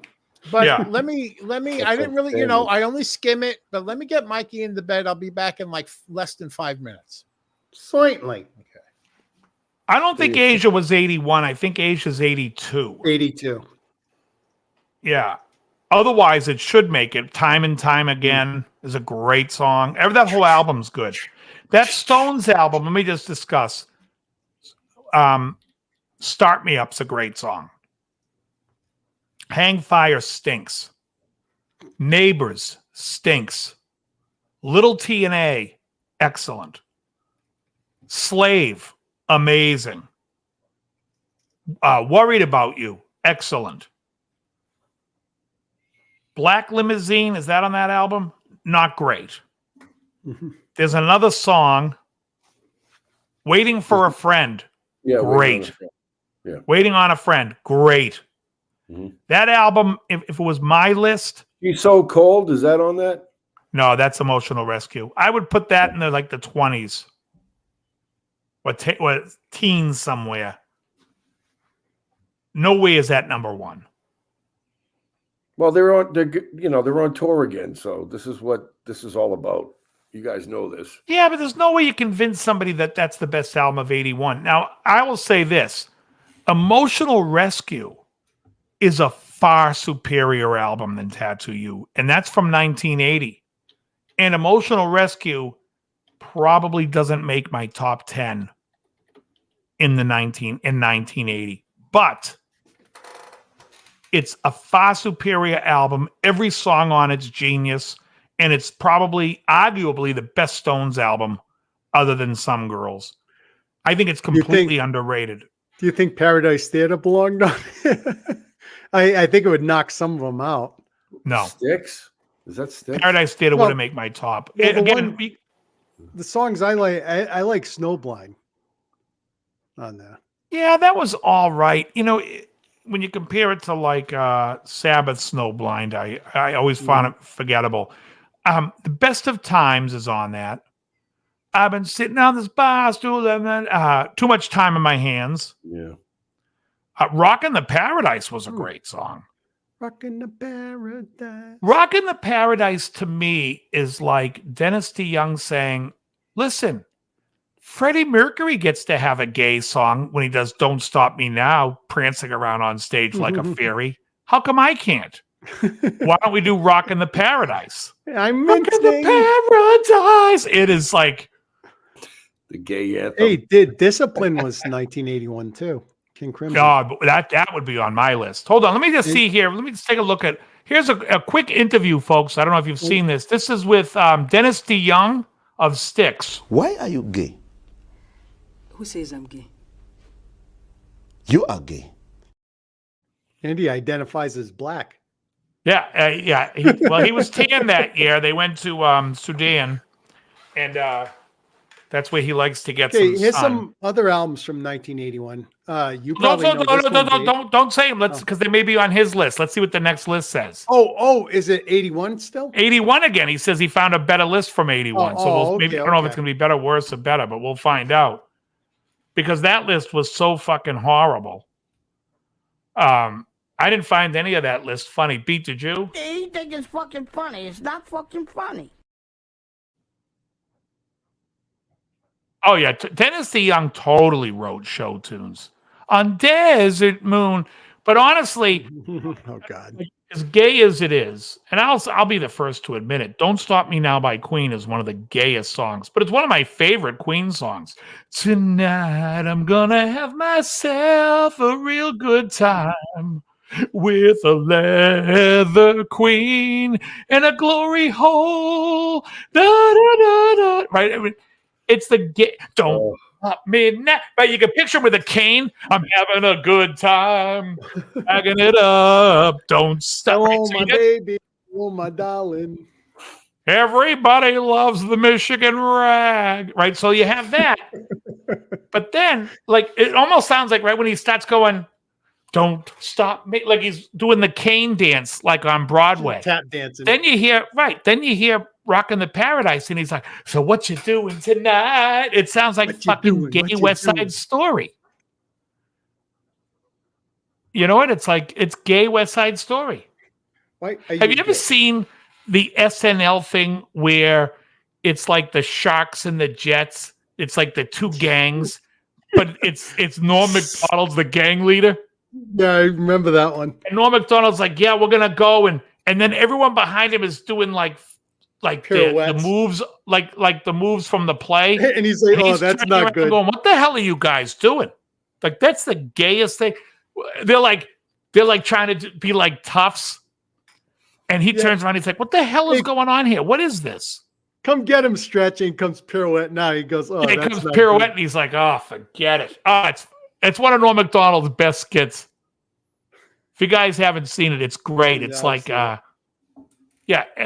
prancing around like fucking Dennis DeYoung singing, what you doing tonight? Holding the cane.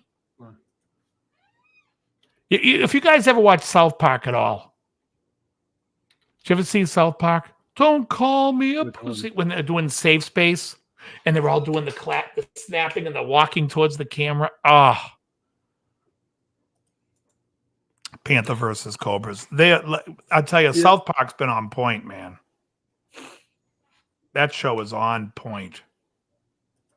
Okay, I'm gonna post the link to Jets versus Cobras.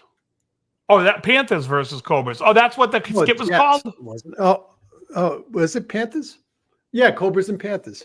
Yeah, Jets was the actual name of the Yeah. Oh, if you guys get a chance to watch this clip, it's gold. Norm is great in it. So great. Let's see. What else do I got over here? Hold on. Let me just see here.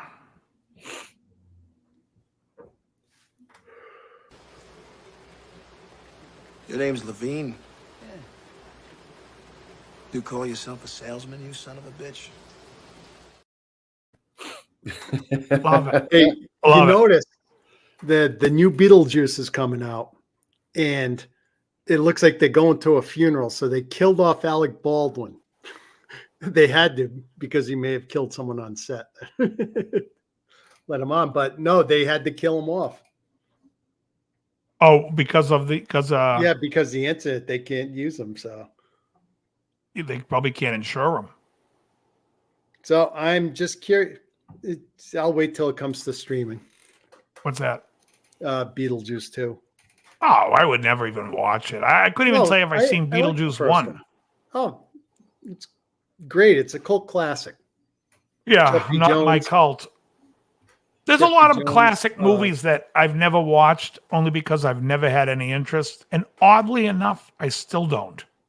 And I'll tell you a movie I never had any interest with. And then when I saw it, I was like, this is exactly what I thought it was going to be like. And it's not funny, was Spinal Tap. Oh, yeah. Well, the first time I saw it, yeah. You're going to remake that too, I guess. The inside jokes that kind of.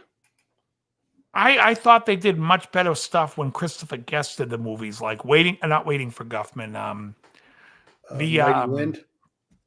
Mighty Wind, The Dog, Best in Show was great. I found those to be better. I just feel like it reminds me of the reason why I dislike Billy Crystal and Robin Williams, where everyone's trying to out funny everybody. You know what I mean? And it's like, do you have to try? Can you just be funny? You know what I mean? No? You guys seem like you're... Yeah, no, I like the movie. I like the movie. The first time I saw it was on preview, and I said, geez, I'm missing something here. I didn't think a couple times, then I started liking it after that. Yeah, I didn't get it. I did not understand it. Better Than Hard Promises. Fuck the Clash. I just playing. I'm just reading these things. Rick James Street Songs. I wouldn't call Rick James Street Songs a rock album, though. It's a R&B funk record, and I love it. Did it have Super Freak? Same with like it would be may as well have Earth, Wind and Fire Rays in there, which was not a great record, by the way. But the album, what was the Prince album in '81? Controversy. I have no idea. It's Controversy. Controversy is a good album. There's a couple of songs that stink, but overall, it's a decent record. I like the song Controversy. I like Jack You Off is on that album. Like Ronnie Talk to Russia sucks. But yeah, I'm pretty positive that that's 81 Controversy. Again, it's an R&B record, so I wouldn't expect to see it on a rock thing. And there is no way that Bob Dylan, I mean, these people are fucking ridiculous with Dylan. Did you guys see the documentary on the one night at the greatest night of music, whatever it was, the making of We Are the World? Yeah, you mentioned that before. No. The greatest night of music was the next night when no one was there and it was quiet. Yeah. And El Giro was still drunk. Yeah, but I mean, they got what's his face? Get Like, my boogie down. does it any? I can see you got to get your boogie down. It's like raining night and light, and ooh, it's so romantic. Don't you know that we in this? I'll say this right now, and I could be wrong. Breaking Away is a fucking great album. Breaking Away is fantastic. Who was that? Al Jarreau, My Old Friend, is on that album. The song Breaking Away, We're in This Love Together. That's a good number. Oh, it's a great song, but there's a couple of other songs on it that I like. And the album, I think it's after it, Moaning Sister, or is it the one before it? Moaning Sister Oreo, Moaning Sister. Oh, he's great. All right, Joe's back. Okay. All right, Joe. So this one's 30 also, huh? Yeah, and I'll mention the 31 because I mentioned the Iron Maiden. It was at 31 before. So this one at 31 is the Kinks. Give the people what they want. They have Superman on it? No, that album is the one with Paranoia the Destroyer. I believe Better Things. I know someday we'll find better things. And Around the Dial.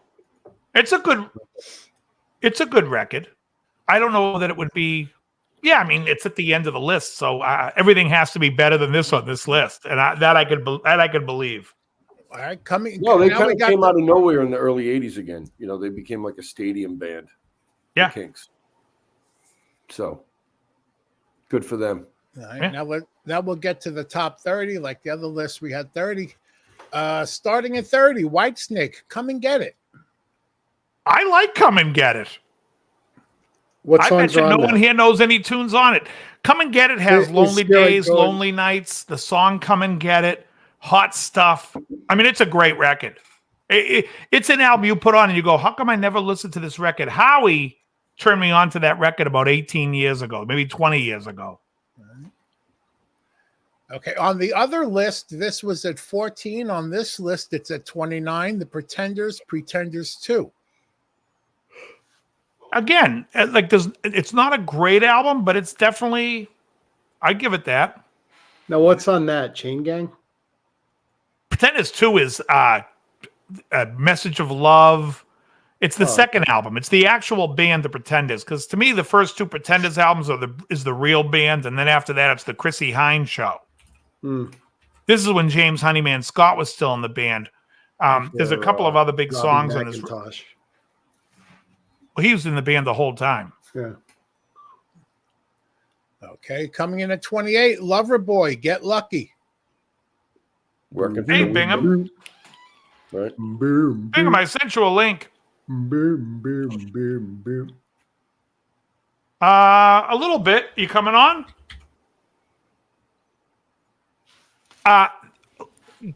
Lucky Ones has Oh, it's 10:17, so we're here for at least another 13. The kid is hot tonight is on there. Yeah, that's a Take Me to the Top. Is that on that record? Yep. I think Come so. on in, Bing. And Turn Me Loose, of course. No, Turn Me Loose is not on that album. It's not? It's on the first album. Oh, wait. Get Lucky's the second record. The first album's with Turn Me Loose, which I think is just called Lover Boy. Oh, okay. Okay. Coming in at 27, Pat Benatar, Precious Time. That's one of my favorite songs by them. Is a Precious Time. Yeah, I think is Fire and Ice on that album too. No, I it's a think good- that's on Fire and Ice. Oh, The- no, the what- album called Fire and Ice. Just Like Me. What there was a lot of good songs on this album. Good guitar solo and Precious Time too. Oh, it's the best. Oh, Neil's fantastic. Gang, gang, gang, gang. Okay. That's pretty cool that was on the list. Go ahead. On the other list, this was at 19. On this list, it's at 26. The Cars, Shake It Up. Since you're gone. Okay.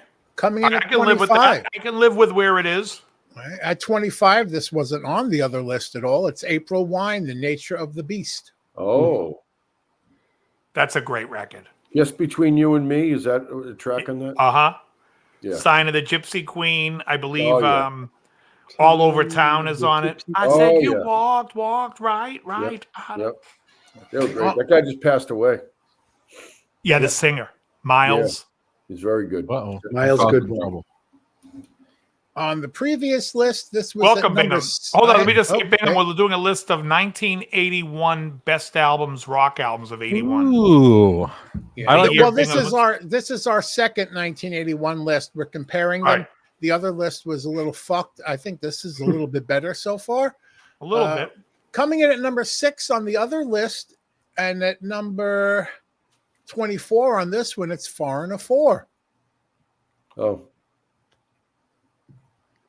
Yeah, I mean, I could see Okay. where it's on this list. It makes more sense. All right. On coming in at 4 20 songs. coming in at 22 was not on the other 23, sorry, was not on the other list at all. Rainbow, Difficult to Cure. Great record. who's the the singer? vocalist? I was just starting to Joel say and who's Turner. All right. Yeah, I'm with Okay. that then. Can't Happen Here is on it. I Surrender is on it. Spotlight Kid. Okay. Once again, this was not on the other list. It's on I like this one Joel at and Turner. 22. We have Devo with New Traditionalists. Yeah. Is Not Whip my It- favorite Made the Devo list. album, but we're through being cool. Love and Anger is on this album. Eliminate the Girl You Want? Is the Girl You Want on Quit. that one? No, that's No, on that's the one before. 1980. But this Yeah, this album had Through Being Cool, Jerking Back and Forth, but it had a lot of great Jerking Back and songs. Forth is good. It had Love Without Anger. Love without anger. Without anger. Barbie and Ken funny in a video, great too. big fight. Okay, go on. On the first list, this was at number 26. And on this list is at 21, The Who, Face Dances. You better. I call you on the telephone, my voice too. That is a I good wish song. I could. It's a great Yeah. album. Big Who fan. It's a good album. I think it's a great album too. I think it's underrated, and I also like Kenny Jones on drums. Oh, Now we have the top 20. Not on the other list at all is Men at Work, Business as Usual. I love that album. Where's Mob Rules? Oh, that is a great, wait for it. great underrated record. Totally forgotten. Yeah, it's like there's overkill. Down by the Sea is fantastic. Yeah. He's in town like Saturday. Or Oh, is Yeah, he? Colin Hay, He used to yeah. work out at the he's gym. around. We just missed him, or he's coming Yeah, up real he soon. used to work out at Gold's. Oh yeah, Hell yeah, see him all the time. the Colin Go Hay ahead. Band is what it is. All right, coming in at 19. This was not on the other list. It is King Crimson, Discipline. I mentioned that. Great record. I heard somebody say Tela today Hunginji, Tela that, Hunginji. I heard somebody say today that Danny Carey and Steve Vai are doing some sort of concert tour where they're playing like classic 80s King Crimson or something. Oh, really? The 80s King Crimson. That's the 3 records. Really? Discipline, 3 of a Perfect Yeah. Pair, and Beat. Frame by frame. Yeah, I thought that was a weird one. It's like Danny Carey and Steve Vai. Yeah. I don't know, are the other guys from King Crimson dead or something? What's going on with that? No, they're all alive except for John Wetton. No, John Wetton Not was from not the 80s. King He wasn't in Crimson. the 80s. He wasn't. No, in the all 80s, the but- the 80s guys are alive. Adrian Ballou, Tony Levin, Bill Bruford, but Bill Bruford retired. Yeah, they And, probably had I Pat think- Mastoletto, the guy who played for Mr. Mister, took over. Well, he came in after the 3 records. Yeah. Yeah, I love Mr. Mister. Go Oh. on, Joe. Yeah, I guess Okay. it's Adrian Ballou, Tony Levin, Steve Vai, and Danny Carey. That will be what they're doing. In fact, Steve Vai replaced Adrian Ballou in Zappa's band. Zappa, yep. Mm. City of Tiny Lights. Okay, coming in at number That's it. 18 on this list, it was number 1 on the previous list. It's the Rolling Stones, Tattoo You. Exactly.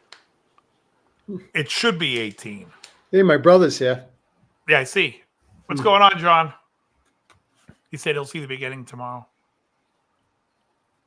Or what else you got? That's 18. What's Okay, 17? That was it. 17 on this list was number 12 on the other list, and that is Def Leppard, High and Dry. All right. This And- list I'm noticing makes more sense. That High and Dry is a better album than Tattoo You. Now it's Yeah, kind of funny don't be too because optimistic that he's going to throw Dylan at number 1. because now on this list at 16 is the one that was 11 on the other list. So these lists are a little similar right now. It's Tom Petty and the Heartbreakers, Hard Promises. All right. At that point. And I would say that's better than Def Leppard's. Okay. And now at 15 on this list, it was number 9 on the other list. It's AC/DC. For those about to rock, we salute you. All right. It's a weird number to be at. Go ahead. Okay. 14 was not on the other list at all. It's Judas Priest, Point of Entry. Excellent. Again, one side. it's not so funny. These 3 in a row all have a fantastic side 1, but a crappy side 2. I'll put Point of Entry up against any Priest album, side 1. Side 2, let's go ahead. I love the poetry of music and rock and roll. You know, Rob Halford could have called it what it is and just called it anus. He got artistic, called it Point of Entry. Point of Entry. That's Very right. poetic. He's a poet. He really is. He's a modern day Oscar Wilde That's right. with leather. Ram it down. Ram it down. Did you say Grinder. Rim it down. What? Yeah. Rim 4K. All right, Got coming in another at thing, 13 women. was not on the other list at all. It's Oingo Boingo with Only a Lad. Dave's going to love this probably. I have no idea. what's on I it. think the album's fantastic. I love Only a Lad's their first album. That was 81. That had Capitalism on the Outside, Little Girls. I love that. I love that record. What number was that? Because that would be at least in my top 15. That was 13. All right. Okay, coming I in like at it. 12 was not on the other list at all. It is Rick Springfield, Working Class Dog.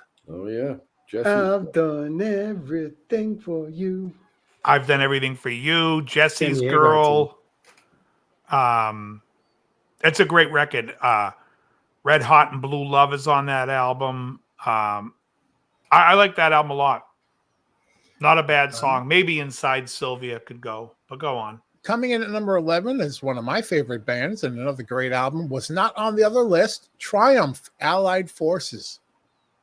I forgot. How amazing is that record? Fight the Yeah, Good World of Fight is a Fantasy. great guitar solo. World of Fantasy is Oh, the next Allied. record. Okay, Allied Forces. Okay. They have these names of their albums that sound same. Magic Power. Yeah. Oh, Magic Fight the Power, Good what Fight. a song. Fight the Good Fight's my favorite. By A them. Fool for Your Love. Ordinary Man. Say Goodbye. I like the record.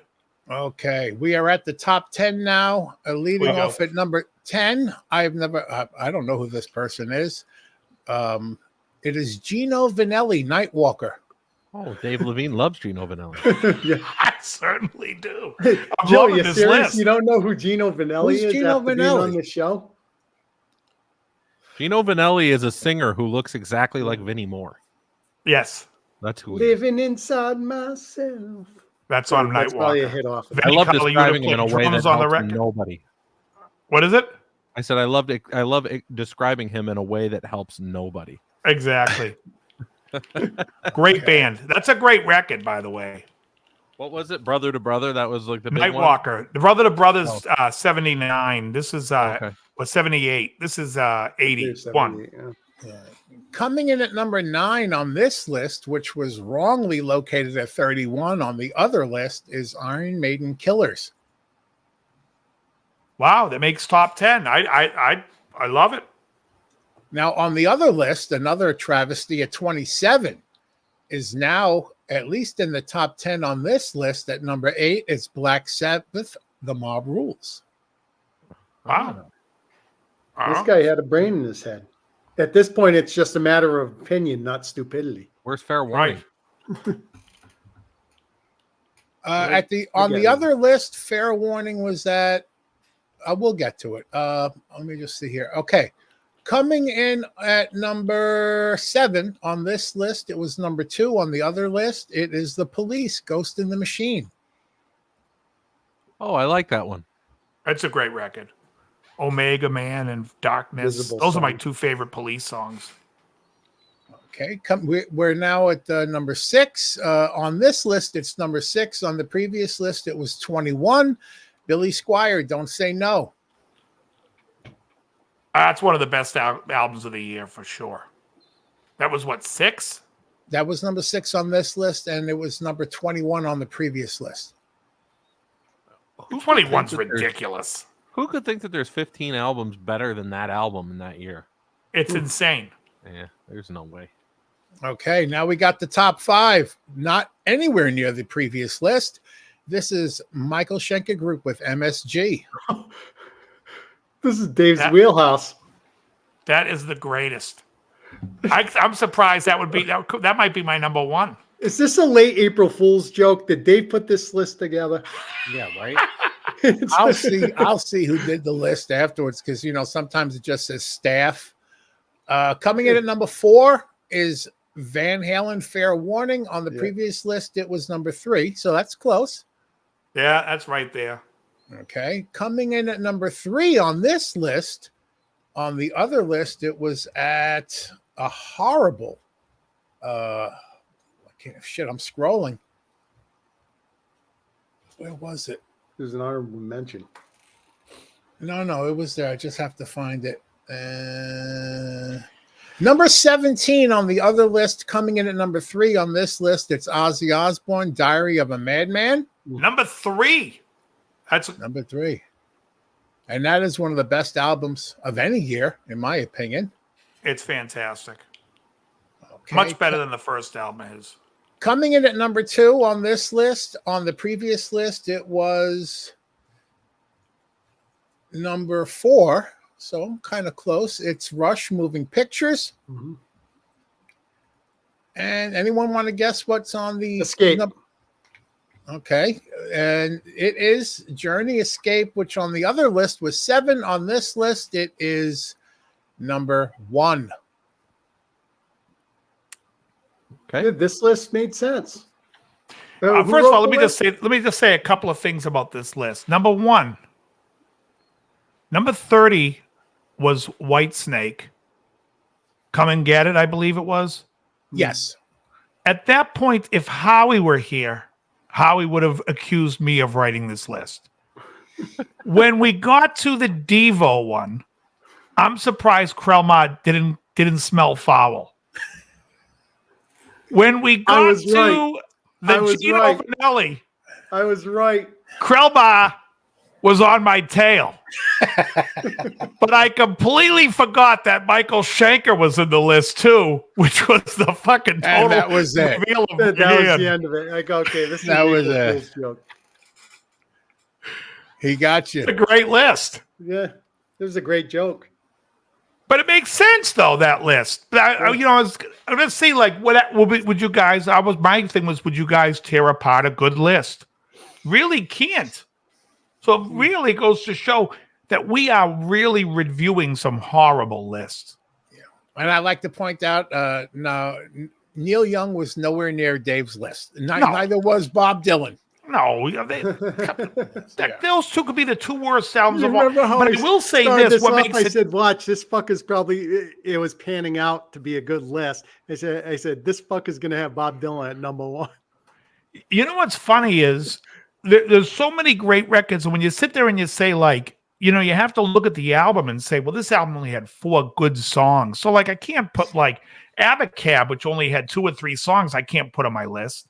And I can't put, like, I mean, as far as Siam came out from Red Rider, what am I going to put for one song, Lunatic Fringe? Maybe the best song of that year. And I can't put Crocus in there for Winning Man, because even though it's a decent album, it's not as good as all those other records. So it was kind of like one of those things. I actually put some thought into it. Well, you know what? If you put the Crocus one at number 30, I would have been on your tail right away. Exactly. But it should never make it. Oh, yeah, that's the one with Winning Man. Hey, wait a second. Right. Exactly.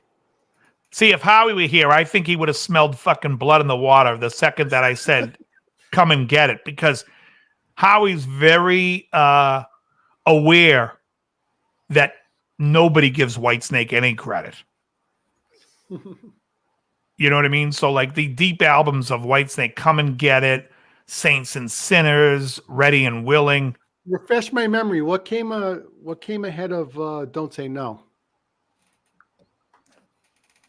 Let me see. I closed the email. What number was Don't Say No? 7? 6? 7, I think. Yeah, it was 7 or 6. That was hard for me to figure that out because I was like, Don't Say No to me is almost a perfect album. I could do without I May Run Around. Don't Say No was at number 6. Schenker was at 5. 7 was Police, Ghost in the Machine. Yep. Oh, okay. I stand by it. I stand by that it's a better album than the Police album, and I stand by that Michael Schenker Group's record is a better record before that. Howie like texted me the other day. He's like, dude, I'm driving around listening to fucking MSG.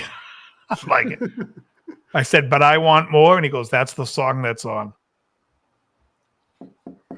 It's a great one. Bingham, what do you think about that? Would you put Journey, Escape over Rush, Moving Pictures? Sorry, I'm dealing with a kid situation. Of course not. Don't ask dumb questions. No, seriously, you think that I'd rather listen to Moving Pictures. Oh wow, okay. Yeah. As long as they don't have to hear Tom Sawyer again. I there was one other list I found. It's from metalstorm.net. It does have some similar ones here. It's only top 20. You want me to? Yeah, go ahead. Let's of 40, 81 again? 81 again. Mm-hmm. Okay, so at number 20, they have Girl School, Hit and Run. At number 19, they have something I've never heard of called Demon, Night of the Demon. They felt that it was wise to put Fair Warning at number 18. Unbelievable. At number 17, they put Holocaust, The Nightcomers. Never heard of it. Okay, it's one of these lists. At number 16, at least you got to give them credit. They did put Michael Schenker Group, MSG. But really? Yes. Yeah, that's why I even brought this up, because there are some similar ones here. But at number 15, beating out Michael Schenker Group is Venom, Welcome to Hell. There it is. Always. Venom. Fucking Venom's always. on everything. But beating out Venom, believe it or not, is Tigers of Pantang, Spellbound. John Sykes. They were good. Yeah, What's his name, this band? John Sykes. Yeah, Sykes. This has been on all 3 lists. Coming in at 13 is Def Leppard, High and Dry. A good album. All right. Coming in at 11. I do like On Through the Night better. On Through the Night's fucking awesome. I love both of those. I like those better than the more successful ones. Absolutely. Well, I can't stand Hysteria.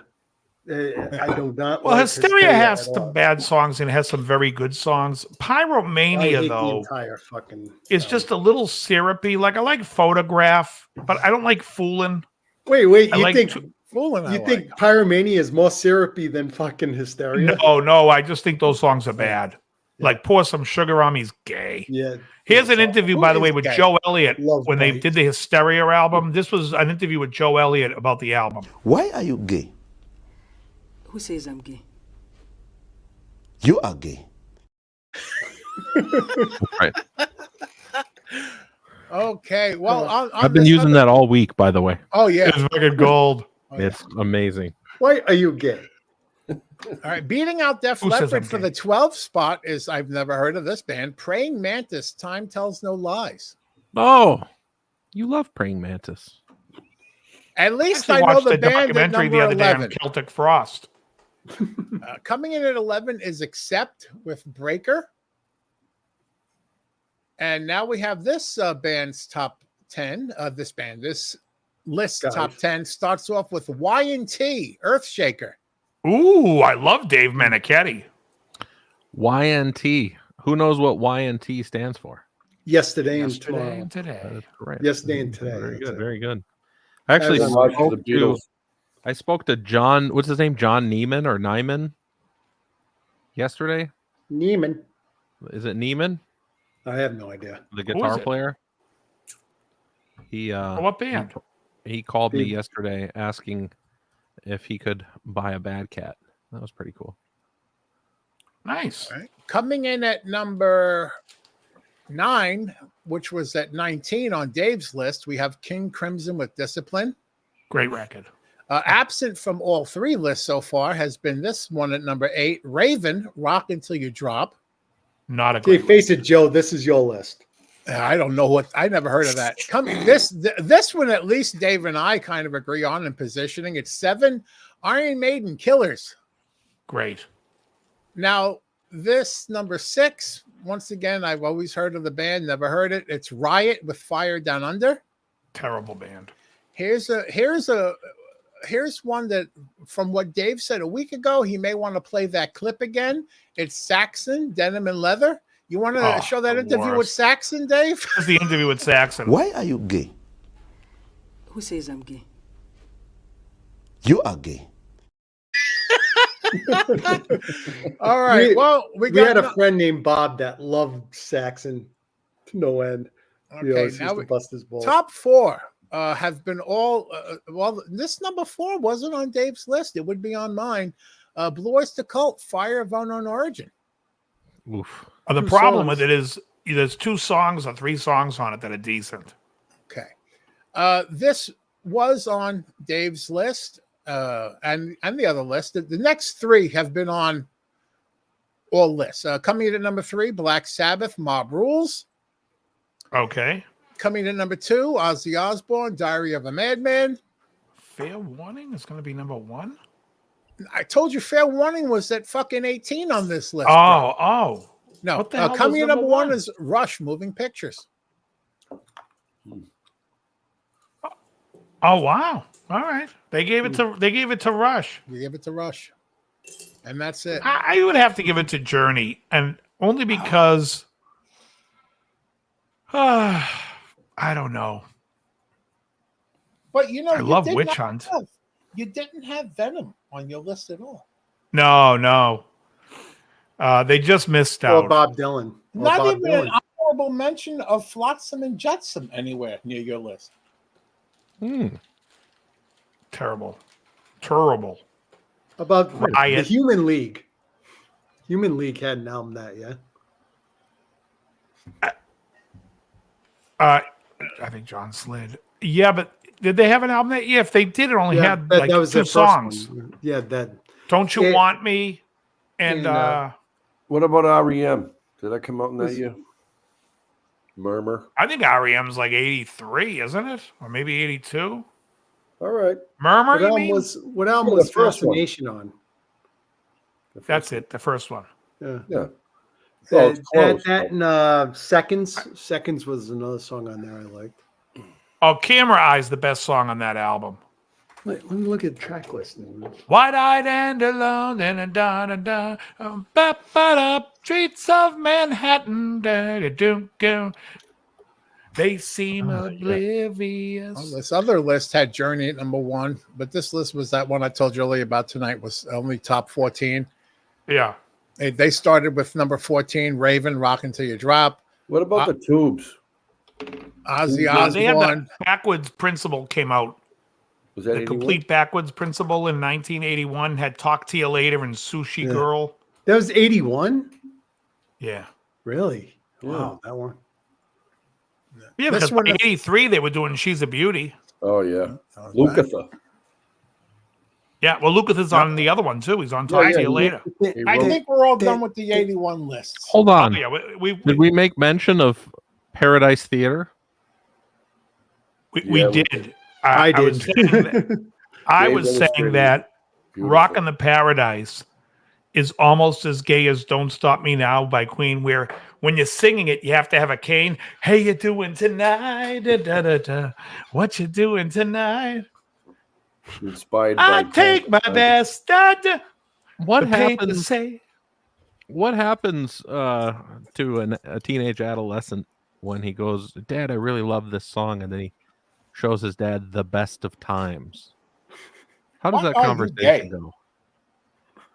The papers say these are the worst of times. Play the clip, Dave. We'll see That's how it I goes. was prompting you to play the clip. He was That's fine. prompted. Oh, okay. Yeah, here it goes right here, Why folks. are you gay? Who says I'm gay? You are gay. Oh, that's my I love when she goes, "Why am I gay? Who says I'm gay?" And he looks at her and goes, "You are gay." She's like, what he should have said was, "How many Joan Armatrading albums do you own?" I am Joan Armatrading. Could you tell me who sings "Catch the Pilot"? Rock, is it Catch the Pilot? Yeah, that. Oh, "Drop the Pilot." Drop the the Pilot, pilot. yeah. You're right. You're right. "Drop the Pilot." Oh, that song's That's the horrendous. only, every time someone mentions Joan Armatrading, that's the only song I know. I remember when "Drop the Pilot" used to be on the radio, and I'd be like, "Am I a lesbian? What the fuck am I listening to here?" I have a Subaru. I might be. A Subaru only, and you have one cassette in the player. It's the Indigo Girls.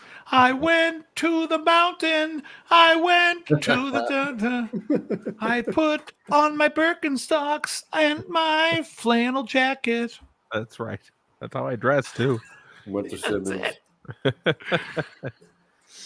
Oh, I don't suppose you guys want to hear about guitar related stuff. Yes, what's up Sure. with What's what's going on in the guitar world? I'm making an effort to try lighter tackle on my rig here. So I got I put some lighter strings on my guitar. Ooh, 8. Some lighter Dunlop. picks to compensate for it, because I've used these 1.14s for a long time. Okay. Dropped down to 10 to 46s from the 10 to 52s.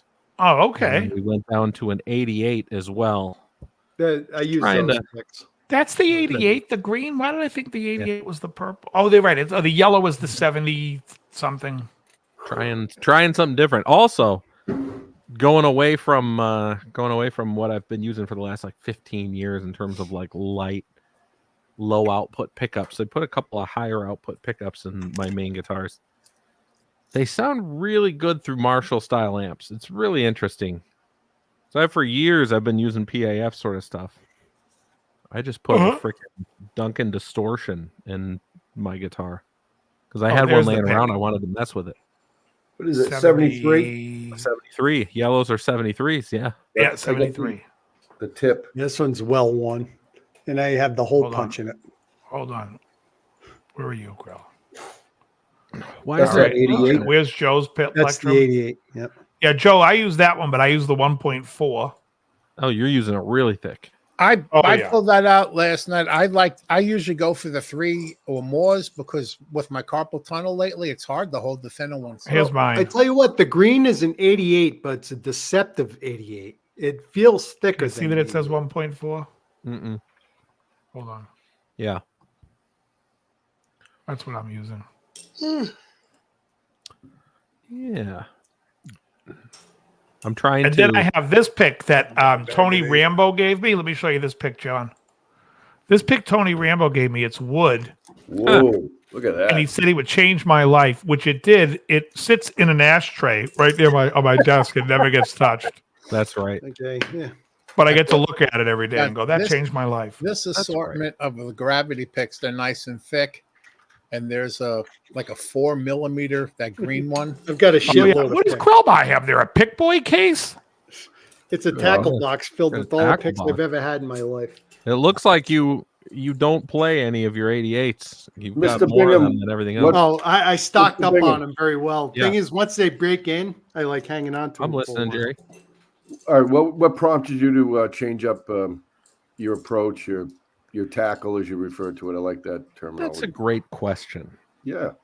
I was I've always been a little bit missing more bite from the note attack on my guitars, and I was watching some video with Friedman, and it reminded me, like, he was like talking about how, you know, you listen to like a 42, and he was like, oh yeah, the guys who were playing 9 to 42s, like, there's just not as much low end because it's a lower mass string and yada yada yada. And I was like, I'm gonna give it a try. So that literally is what prompted it. And I was like, because I was using 52s on all my guitars. So I'm like, I wonder if that's part of the reason that the low notes don't have quite as much like pick attack. Like maybe their strings are just a bit too round, you know. Dave will recognize this one. Ah, the stylus pick. Is that the speed pick? The Yeah. speed pick trainer? Yeah. Oh, And God. that this thing- is the copper pick I used like 35 years ago. Yeah, I used to. Oh, use I got a copper copper picks. one in here somewhere. A pick boy, wasn't it? No, this is the Hotlicks one. Oh, DL used to use But- Clayton's. Yeah. I do have Oh, my pick boys. acoustic. That was my acoustic pick. I have one right here, Clayton.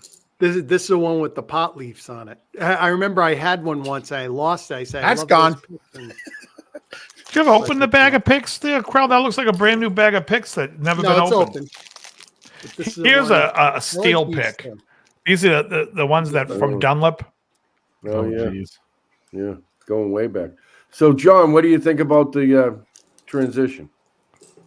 Worth it or? So far, so good. I was just saying a minute ago, back to a high output pickup, which I haven't used in forever.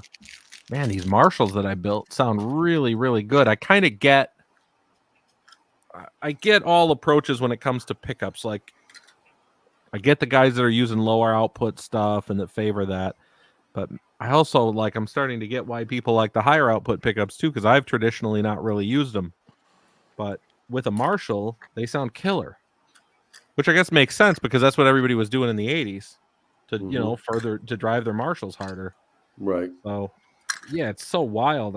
So now I got this lighter strings, and like I said, I got a Duncan distortion in this one guitar, and it rips through that Marshall that I built. What Just kind of stuff you absolutely playing? rips. What's that? What kind of material? Like, what's your, Venom, Riot, Everything. Jetsam. Gino Vanelli. You know, No, I'm liking it. yeah. Dicks? No, I you know what's really funny is all last night, and then once I was done screwing around at work tonight, I'm spending the last couple days trying to get the arrangement for Ethel Merman's Empire. oh god. I got So it. my bass player in my band finally came to his senses, and he wants to play a Queensryche song. There you go. And I'm like, giddy up, let's go. Okay. I love it. It's so much better than playing "Say It Ain't So" from Weezer. You know what I Oh, mean? that's the worst. Like all Oh, that stuff that I understand fully that if we play a Queensryche song, no one will listen. That'll be when everybody goes to the bar and That'll gets a go. drink. You could do Silent Lucidity and just be Oh, completely gay. God. Well, the arrangement to Empire has actually been really tricky. It's not. I think it's a hard to great play. song. It's not hard to play, but there's like areas in the song where like you've got like an extra tag on the end of a riff, or you've got a 7/8 figure. Like there's a 7/8 figure at the Oh beginning. yeah, of, I know the song, tag and you're talking about. it's The gang, gang, gang, gang. you gotta catch gang, all gang. of those things. Come down and It's been shout really, and really shout. fun. You know what's a great song on that record is Della Brown. Oh yeah. Ella Brown. I had sees to it choose all the time. whiskey or a wife. Oh, you're still crying. Everything on that record's good. I love that record. That's a great album. I think we've had this discussion before. For a long time, I'm still convinced that that's one of the best recorded bass tones ever. You love that. You know what? I think on the song Empire. What's that? I think there's a piano in parts of Empire that are doubling the bass. Oh, interesting.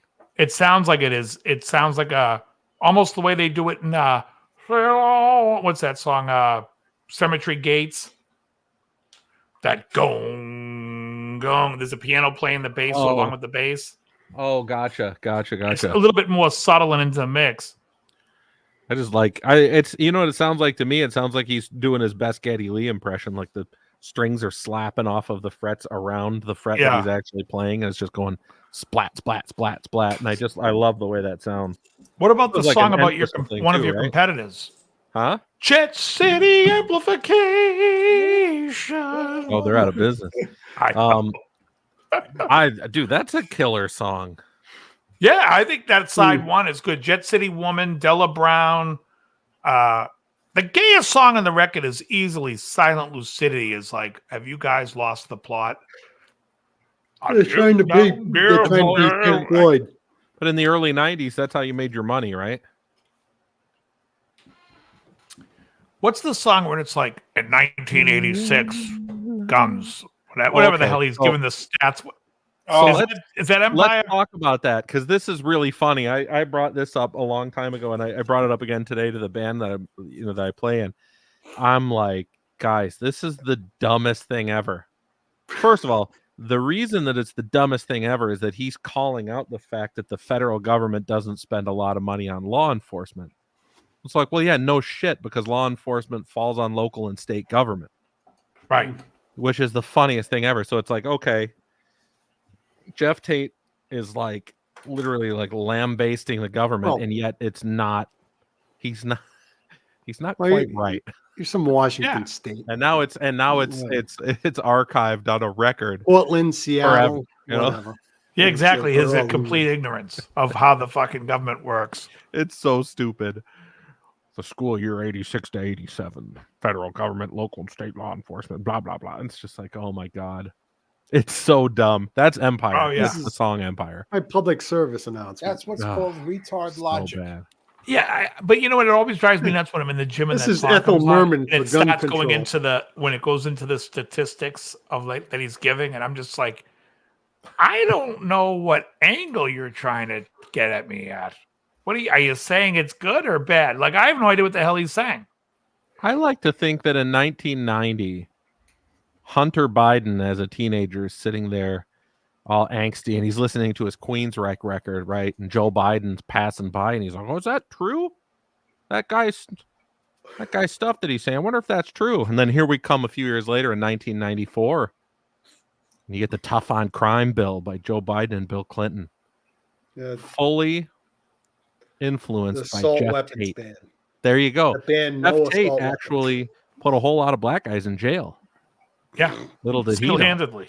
Yeah, because I mean, you can see it. I also think it would be great to write a concept record about that record influencing Joe Biden to write that bill. So it's like a concept record of a concept record. Now we're getting somewhere. Hit by a 10-ton heavy thing. How old was Tate in 90? Was he like 19 years old? 28? Oh, no, he's older than me. He had to have been older. I think. Because that was, I mean, when was their first record? Like 81? 83 was their first album. So they probably were already out of high school by then. Oh, I guess 28. Let's see how old he was. All right. That's In 90? Yeah. Yeah, that's probably closer to the reality. He was born in 59. Yeah. Oh, okay. 60. Yeah, so in 89, he's 30. He's 31. That'd be 30. 31, okay. Something like that. You can still be an idiot. You can still be an Oh my idiot now. God. There's an awful picture of him, yeah. I believe he was also born in Germany. Nothing like a German national singing rock music calling for a police state, you know? Oh, people from outside this country always want to change our fucking country. Yeah, if we go to their country and start spouting off, then we get laughed off the fucking street. The land of chocolate. The land of chocolate. Exact. Half off. Yeah, that's Anyway. I think Empire's a decent record. Like I said, everyone here knows I am not happy at all with Mindcrime. But what's the name of the album after Empire? With "You Never Promised Built It, Dad." What was that stupid? The Promised Land. Yeah. It's so everything from Promised Land to the end is gay. So What's I the would one then with say Best that I believe that the I term like the would warning a mean- lot. Yeah, you're not supposed to say It's gay. That's, homosexual. That's right. Yeah, I didn't mean to say it was gay. I meant to say it was homosexual. Sign of the times. Remember that song, "Sign of the Times"? Oh, it's all it's all real bad. And then they came out with Mindcrime 2. That was awful because they were floundering, trying to find a way to make some money. And I don't think I ever listened to it. Yeah, I don't that's think when I've ever heard. I don't think I've heard anything that they've done since Empire, because I've never listened to the what was that record called? Promised Land. I've never Promised listened to Land? that cover to cover. I've only heard a couple. I listened to it once cover to cover, and I'm like, this will never be heard again. Yeah, this was a complete devastation of my time. Was that when Chris DeGarmo left? Maybe. You know what I watched the other day was 1983 US Festival, and it was clips from all the bands that played on the New Wave Day. Yep. So NXS opens, and then the Divinals. Yeah, I remember. So you got back-to-back Australian bands. Missing Persons came on, man. That band was fucking great. Talk about a funny thing back then. You got Missing Persons, which is basically Frank Zappa's touring guys. You know, you got Warren Cucurullo, Patrick Ahern, Terry Bozzio, and Dale Bozzio. They sounded fantastic. They were a good band. Dale Bozzio is from Bellingham, Mass. Yeah. Dale, what was her last name? Carlini? Yeah. Oh, yeah. She has an Italian name. Yeah. Dave, did you see the clip of Triumph? That was on Heavy Metal Day. Yeah, but they were fucking killer. So on point vocals. Great show. Oh my god! I also watched that they said they had no idea what they were doing on Heavy Metal Day because they saw themselves more as like a band like Foreigner and Journey. Mm. And they're up there with like all the heavy, like Motley Crue and Triumph. They're like, we're up with these guys. What the hell's going on? Yeah, that doesn't make a ton of sense. They didn't fully fully get get into it. a rock band. I don't think they were tight as hell. really a metal band. I agree. And I'll tell you, I think the worst band on the New Wave / whatever the hell they called that day was the Headliner, the Clash. I think they were terrible. But you have like but Missing Persons was good. Oingo Boingo was fantastic. Great band. I don't know if you guys know that I'm an Oingo Boingo fan. Also, you guys had told me to listen to Mr. Bungle. And when Brad, the guitarologist, was on the show, and I want to say I listened to that record that Brad Disco recommended. Volante. What is it? Disco Volante. Disco Volante. And let me tell you, the record does not is sound like a record I think you would like. No, it's completely disjointed. Yeah. The songs are like trying to be cool. And like there was one song where I'm like, this reminds me of two songs off of In Your Face by Fishbone. And if you guys want to hear a great record by Fishbone, check out In Your Face. It's the first long player album they did after the EP. It's unbelievable. But all the cool stuff they're doing is they don't do it as good as Fishbone. Yeah. Then they started doing like Tom Waits style stuff when Tom had what's the guitar player that Tom Waits had play with him that does all the weird Eugene Chadbourne? No. Somebody tell me the name of the guitar player I'm thinking of. Played with Tom Waits. I don't know. I'm blanking on his name. He plays a great player. David For some Thorne? reason. What is it? David Oh, Mark Tone? Ribot. Thank you. Mark Ribot. Thank you.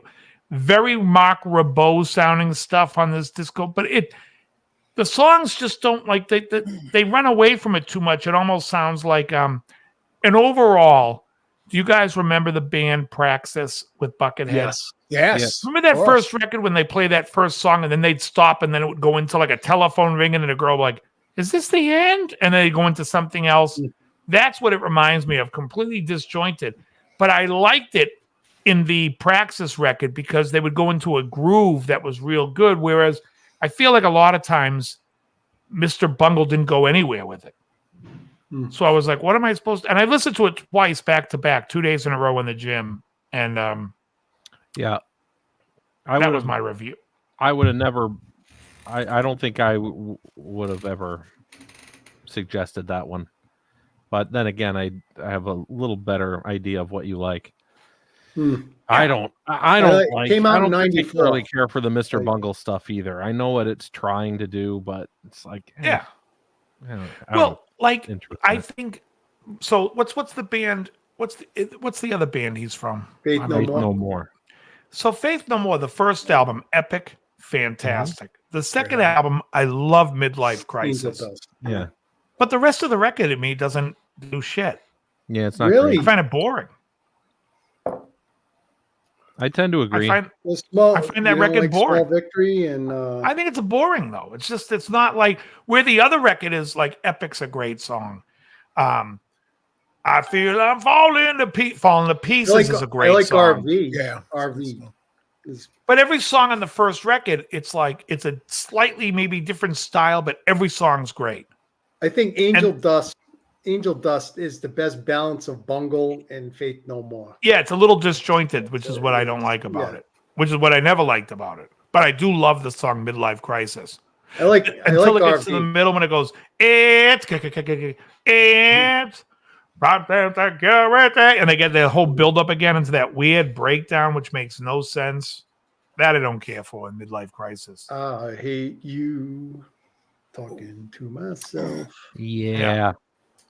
The best thing that those guys did were the cover tunes. Easy So, by the Commodores. Yeah, it was such a Theme from great Midnight job. Cowboy. Their cover of War Pigs is great. Yeah. Theme from Midnight Cowboy. Everybody's talking at me. Not that one. The actual. And theme I also song. like the tune "We Care a Lot," which was before Mike Patton. Which one? "We Care a Lot." It I was don't know. before Yeah, Mike that was Patton. with Mosley, Chuck Mosley. We care a lot. You know who the original singer for Faith No More was? Don't know. Wasn't Chuck Mosley. It was Courtney Love. Chuck D. Courtney Love was. Oh, no kidding. Wait a I minute. wish How it was Chuck D. Was she from the Bay Area? I thought she was a Portland. I have no Seattle idea chick. if she was, but it's like she was the first singer. You know, I first learned that there was a trivia thing down the bar down the street and said who the first singer of Faith No More was. And I go, Chuck Mosley. And it said, no, Courtney Love. I'm like, wait a second. I since looked it up and go, no shit. Huh, Let's see what interesting. Wikipedia says. If they're from San Francisco, San they Francisco. perform early days. The original group was called Sharp Young Men. Vocalist Mike Morris, blah blah blah. Morris called the name a piss taker at all the elegant groups at the time. Later, he proposed Faith No More, but eventually the band sells Faith No Man. Did you get it from her? All right, where the hell's the band played with several vocalists, including a brief stint with Courtney Love until it settled on Chuck Mosley. Go. Just quickly. Yeah. So did we get to the bottom of that? Sorry, I was getting talked to. By a child. Yeah, it says that they had many singers, including her. Oh, and then it said that the band wasn't as that's good as Jesus Jones. Jesus. Right Joe. here, right now. Oh my God. They had about 2 songs. Is it real? Real? Real? When that came out, right, that was like the big style, that whole thing with that and Unbelievable by EMF.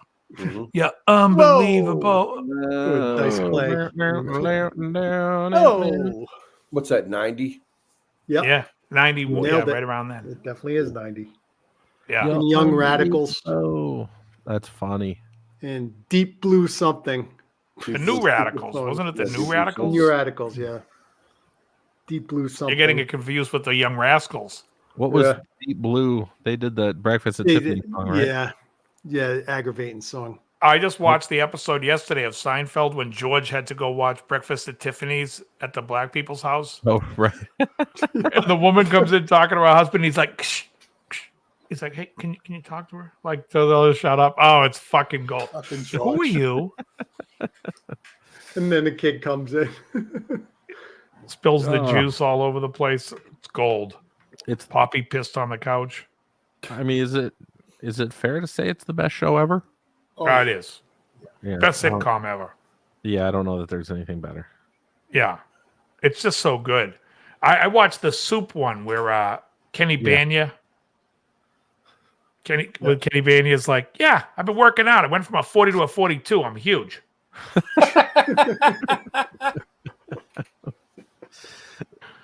When you said the soup one, I immediately thought you were talking about the soup Nazi. Yeah, no. This is the Soup where Kenny. The episode's called The Soup, and It's not a meal. Kenny It's Banya just wants. soup. This can't count. This can't count. You had soup. You could anything on the menu. You could have anything on the menu. This is the meal. What would you guys do in that situation? I'm eating the entire fucking menu. No. If you're Jerry in that situation, the guy gives you a free Armani suit. You're like, all right, listen, let me take you to dinner. So you take him to dinner, and you can't really. Let's put the situation the same. You can't stand the guy; he gets on your nerves. So you don't want to go, but you end up going because fucking your neighbor Kramer fucking isn't that generous, Jerry? You know, is ribbing you the whole way. So now you're stuck to go to dinner. You both get there. And he says, I'm going to just get the soup. But Kenny was the one who select the restaurant and the time. Yeah, Mendy's. Oh, you ever tried Mendy's, Jerry? Ooh. It's the best, Jerry. The best. Best in town. My favorite's when he goes, oh, you got to try the swordfish, Jerry. You got to try the swordfish. Best in town. I'll have the salmon. Jerry just orders the salmon while talks right over him. I'll have the salmon. Oh, yeah. But what would you say? Because I would just say, listen, you chose the place to eat. You chose the time. This is the meal. This is the end of our date.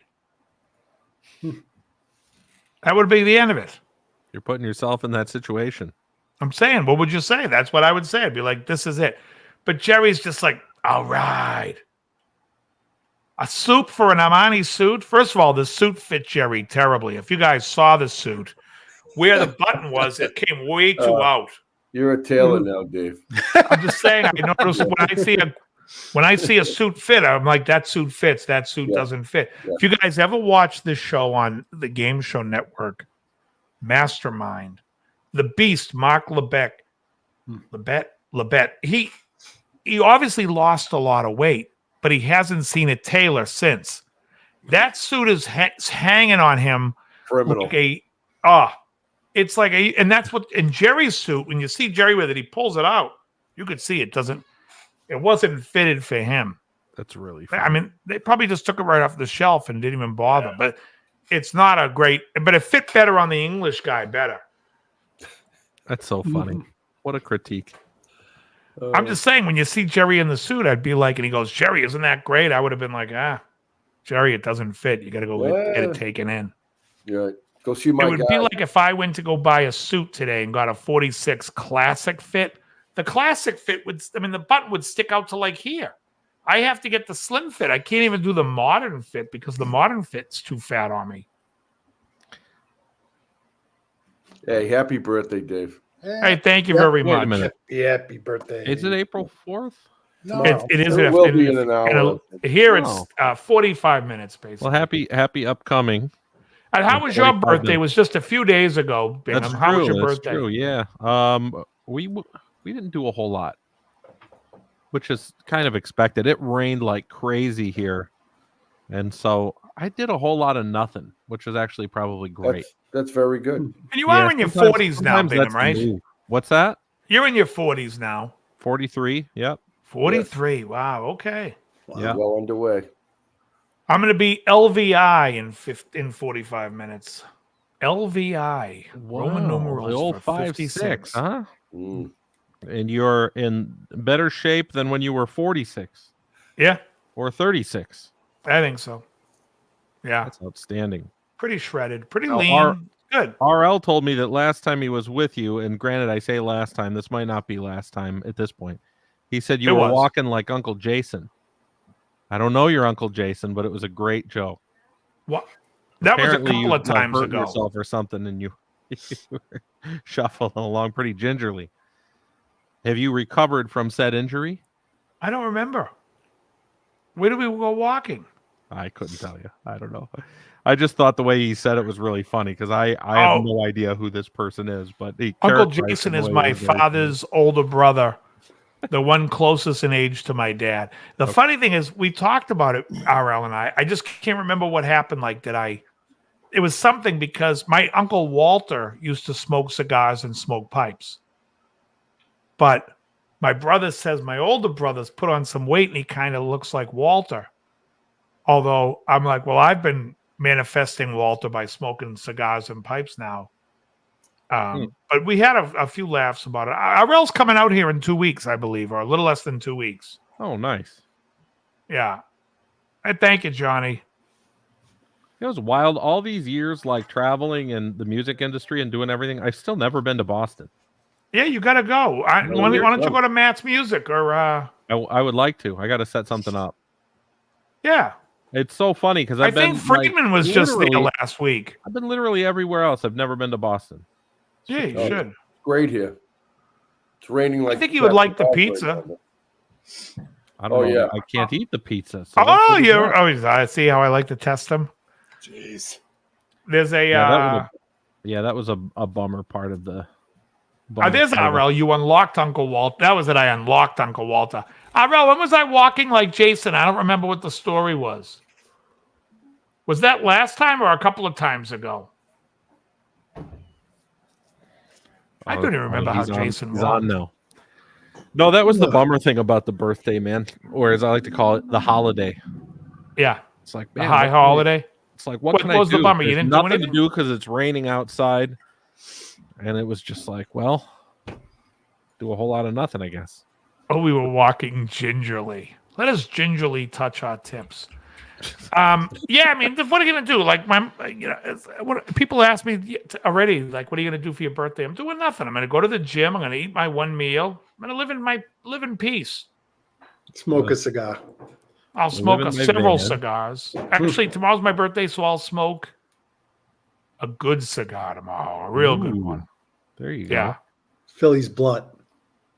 Yeah, no, I'll smoke. I'll smoke a. Well, I love the JFR Lunatic, which I have one of those, and I also like the Oliva V.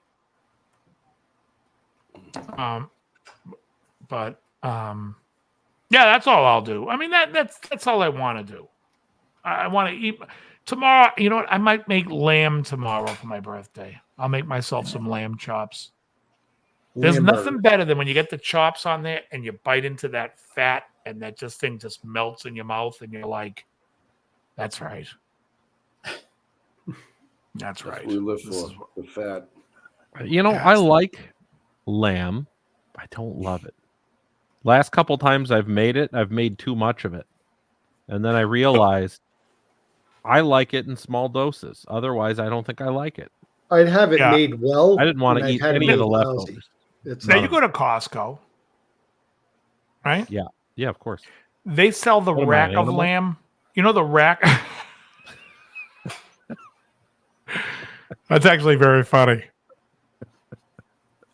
What am I, an ignoramus? Of course I go. What, a filthy pig? RL's doing a little fat. Get the honey. Mm-hmm. So they have the rack of lamb, the Kirkland. It's like $12 a pound. You get eight lamb chops in it. But it's best when you cook all the lamb chops together and it just gets the fat just renders and it's Oh, Starting to sound like Randy. Oh yeah, you're gonna what does he say? You're gonna deglaze that chicken. Right. I'm gonna deglaze the shit out of that pan. Oh, it's the best.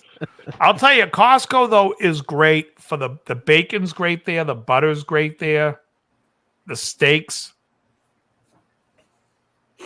RL says, you ever take the fat off of lamb and replace it with ice cream? Oh. I've not. You guys ever see Fat? That's Fatso. Yeah. That's a great movie. I have. I've adopted the Alfredo recipe that you guys have been talking about. Ooh, and It's great. yeah, Yeah, it's fantastic. What's that recipe? It's just a lot of heavy cream and parm. heavy cream, fresh Parmesan grated, and then Butter. You gotta put butter a little butter. and salt. And I use a ton of salt when I do it. what do you I eat watched with the it? guy. I Oh, do you black chicken, pepper so I make it too, with- but Chicken. yeah. Yeah, you can add black pepper. Yep. I eat it with chicken. And what I make is fried chicken. I pound the chicken breast down and then I dip it in egg and heavy cream and then cover it with pork rind crumbs. Add a little cream fraiche.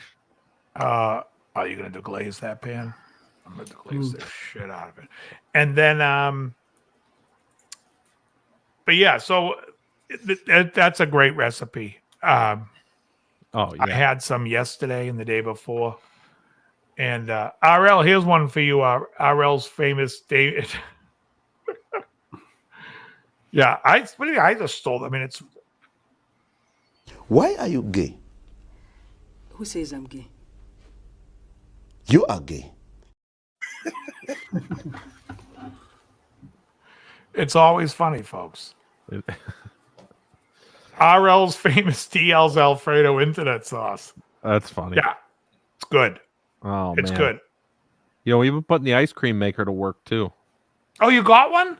Well, I've had one. RL gave it to me like 3 years ago or something like that. Oh, right. We never really used it, and then we started using it recently. Are you making it with like fresh? It's all just like basically like heavy cream, egg yolks, like a splash of vanilla, and then like the sweetener and a big. Oh, that's pinch of awesome. salt. That's basically it. Yeah. And how does it taste? I think it's fantastic. Of course, my wife doesn't like anything I make, so she's like, "It tastes funny." Are you and RL married to the same person? We are, yes, indeed.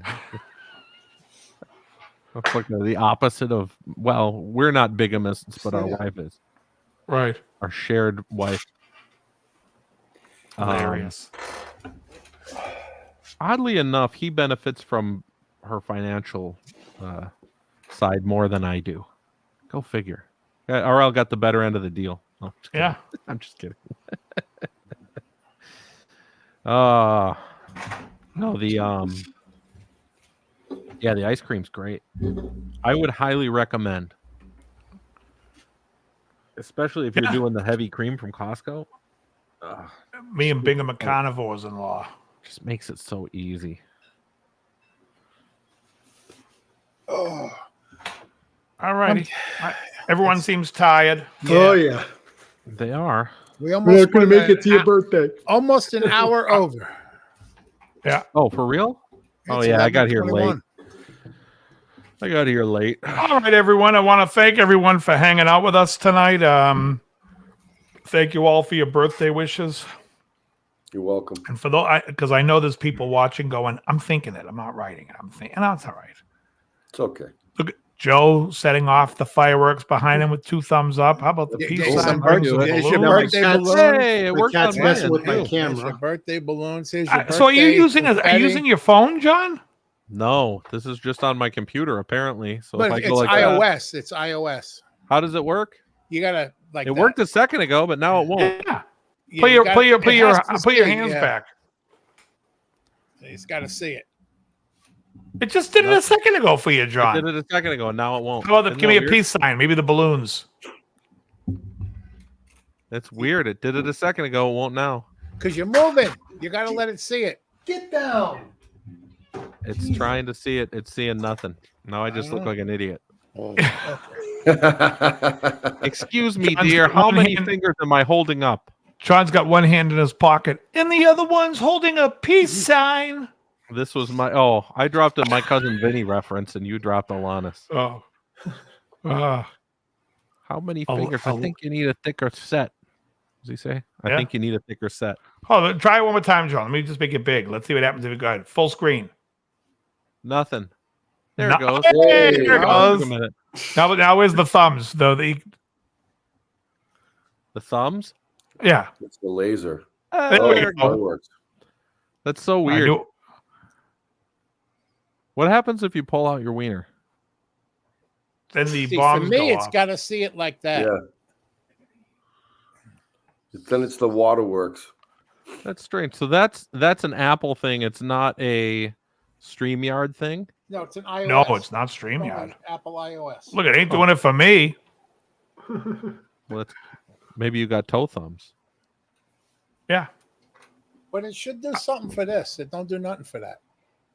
Double kickstands? Nothing? Double kicks, nothing. Well, what if you put one thumb up? Joe? Didn't it do something, No, Joe? yeah, when you- it does like a bubble. You'll see.